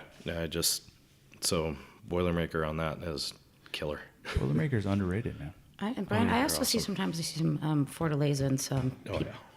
Ole is your godforsaken beer. He's a Fortaleza Ole guy. In the summer, I love that pairing. I think that really super cheap beer and really good tequila are just I'm made to go 100% on board with that. That's absolutely perfect. I think last year was so funny. Me, but I think we were the biggest on-premise account for Ole last year, and I think a lot of that is you. It's the only... Don't judge. So you guys have a lot of experience. This is a good question. You get attacked by a grizzly bear. What are you supposed to do? For the people that don't know, you're supposed to drop, cover your head, and shit your pants. Promptly shit your pants. Yes, you probably do that right away, so you just smell extra, and then you roll up into a little ball. So that's the play dead. That's the play dead thing, and because ball. Black bears, you fight them, right? Well, I don't think we fight them. We just want them not to be in our yard. Okay, because I know there's certain bears where you play dead, and there's certain ones where you're supposed to be like. I don't think I do that with any large animal. You're just saying just drop dead. Just- or yeah. just drop down, cover your Or just maybe important try not to thing. get yourself in that position. Like when you go around a corner and see a bear, Yeah. you should go someplace else. That's true. Good advice. Yeah, Don't just- fight it. Just No, just get away from it. just get somewhere else. My sister was actually mauled by a bear in Glacier. I don't know Really? if that's worth laughing about. That was a very serious, like a Jesus. huge. Yeah, it no, was she horrible. spent 2 weeks in the hospital and had a chunk of tooth taken out of her neck that was just off her chest. Holy shit! But that's like a thing. Like Yeah. if you like, Oh, a real- it's like a stereotype. Like, oh, you got bears. It's like if you live there, you've seen bears. Like that's not Wait, like so this is a We cute- had one this- that so got this- locked in our yard. So we have an acre around the house, and we have bear fence around it, so to keep the bears big out. orchard fence because Orchard we fence. have apples and Yeah. cherry So trees. in theory, keep the bears out, and the dog can run around. So I come home. I lock the gate's been open all day because we were at work, and the dog goes to work with us. Leave the gate open. I'm out there throwing the stick. Lock the gate. Brian comes in, drives in, locks the gate. I'm making food. He's out on the deck. All of a sudden, he comes back in to get something or go back out, and there's a bear on the deck. And now we realize the damn bear is locked inside the yard with us. and I can't get And the to house, the gate to let I him out. can't get. And we don't have garbage removal or anything, so I just take trash bags and Yeah. throw them in the back of my truck. Well, Lisa had thrown it out on the porch for me to throw in the back of the truck. So he proceeds to take that and just go and sit under a tree and Just literally sit on his ass awesome. under a tree And throw just it. like throwing the garbage like all over. And I'm like, He's a bottle of whiskey. He's just just like, like- ah. it's so funny. So the cat's out, and the cat's name's Whiskey, and he It just went up gets, to the bear? He's just like this. Yeah, he was strutting across like, I got this. I'll take care of it. Yeah. You guys hang out on the porch. I got this. And the dog was just on the upper deck, and Brian's throwing pine cones at the bear, trying to get the bear to move, and the bear's not moving. So we finally called one of the other distillers that lives up the road, and I'm like, can you come by and just open the gate and get back in your car and leave? Yeah, that's an interesting thing to where you're like, hey, what's your bear story? Like, Yeah, not everyone. almost every Yeah. or a mountain lion story. Yeah, a lot of mountain lions. So you got to watch your pets stuff, right? Yeah. Well, we But- just try not to have pets small enough that animals eat them. We have large animals. We got pugs; they would be gone Yeah, in pugs a not- second. Yeah, They'd- eagles will snap those things up real I was quick. about to say, large bird. Yeah. Is pickle barrel sandwich worth the hype? Do you know about that? Yeah, Just that's Montana? That's Brian Bozeman stuff.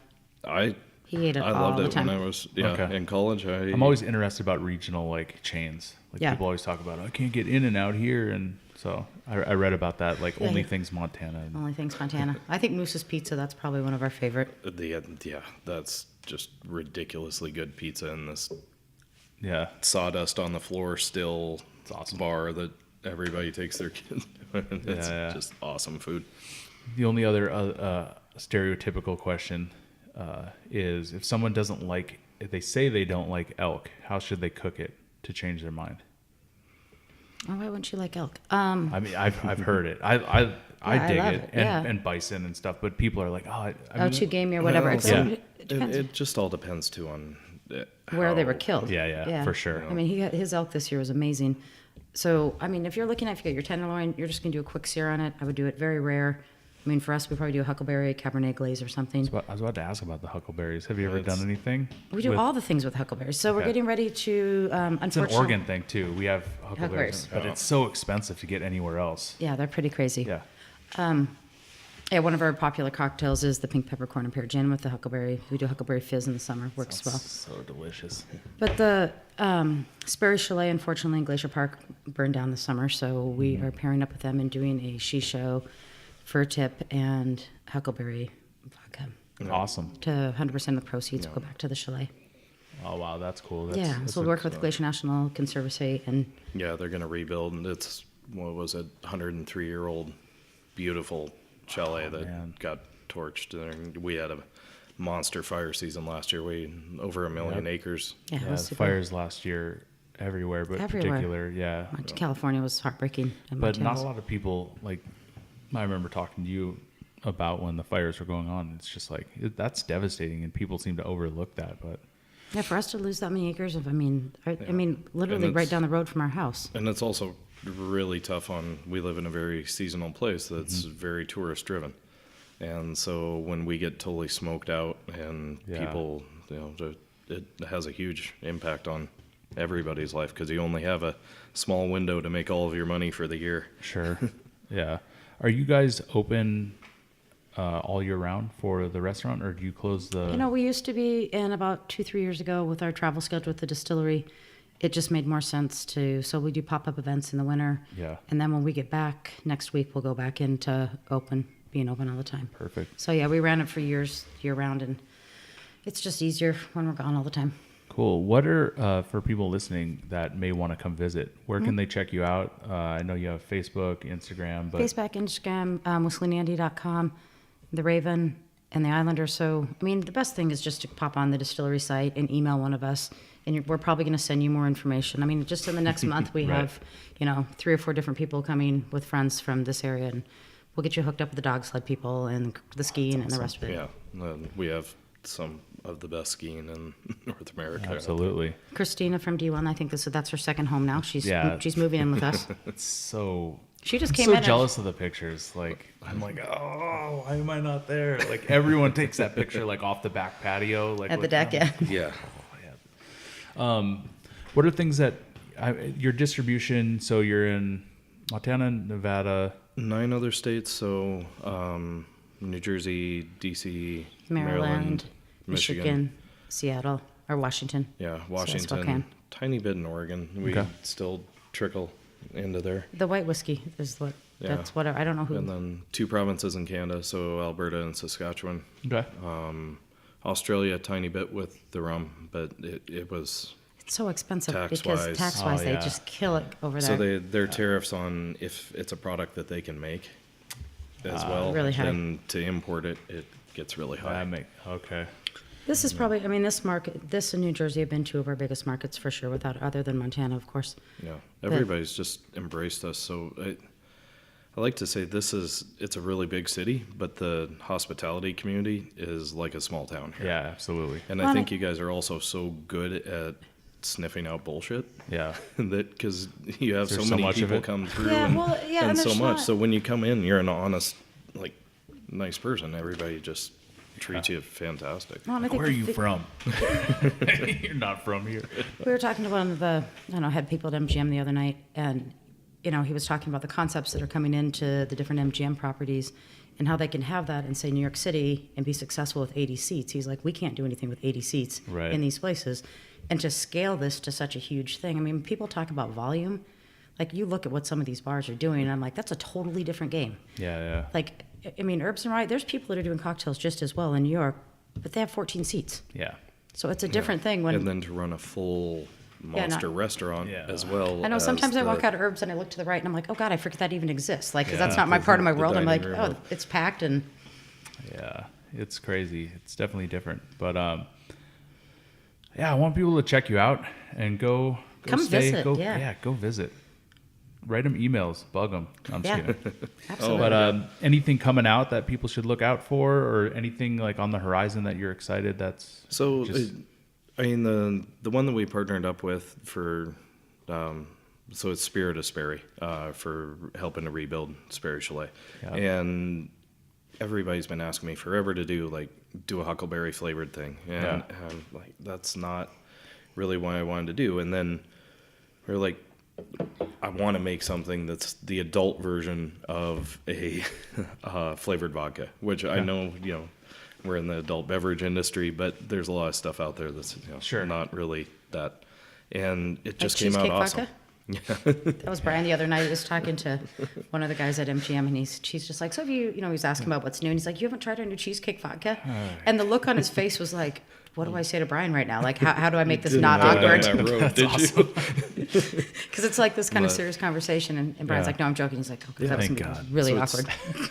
Yeah, the huckleberry, shisha leaf, and Doug fir tip, it really came out phenomenal. wow, really that does. Neat. sounds It's really absolutely neat. And delicious. we found a local farmer to grow the shisha leaves for us, and Yeah, so Brian cool. picks the Doug fir. So yeah. That's it's, awesome.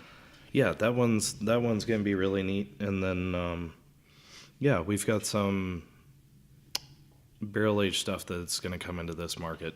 So very we're cool. doing Yeah, the barrel aged gins will just be in this one. yeah, and some barrel proof stuff that will go into the Total Wines here. Oh, cool. I brought down some samples and we tasted through some stuff. So our whiskey production, we're small, so Yeah. we're very limited on it. But now we're getting into we added another 3,500 square feet of barrel storage and everything else about 2.5, 3 years ago. So I'm starting to get into more barrel. Very cool. Yeah, if it's distributed where you are, get it. If not, go visit. Come visit, yeah.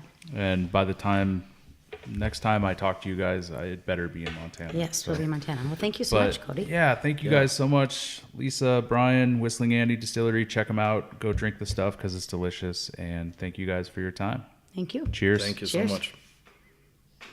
Thank you all so much for joining us for the Whiskey Talkin' podcast. If you dig the show, please share it with your friends and family that might also enjoy it. Follow the show on Facebook, Whiskey Talkin' Podcast. Also on Instagram and Twitter under the name Whiskey Talkin' PC. The website's whiskeytalk.in. Feel free to contact me with thoughts, show ideas, whiskey suggestions, or anything your whiskey heart desires. Thank you again, and remember,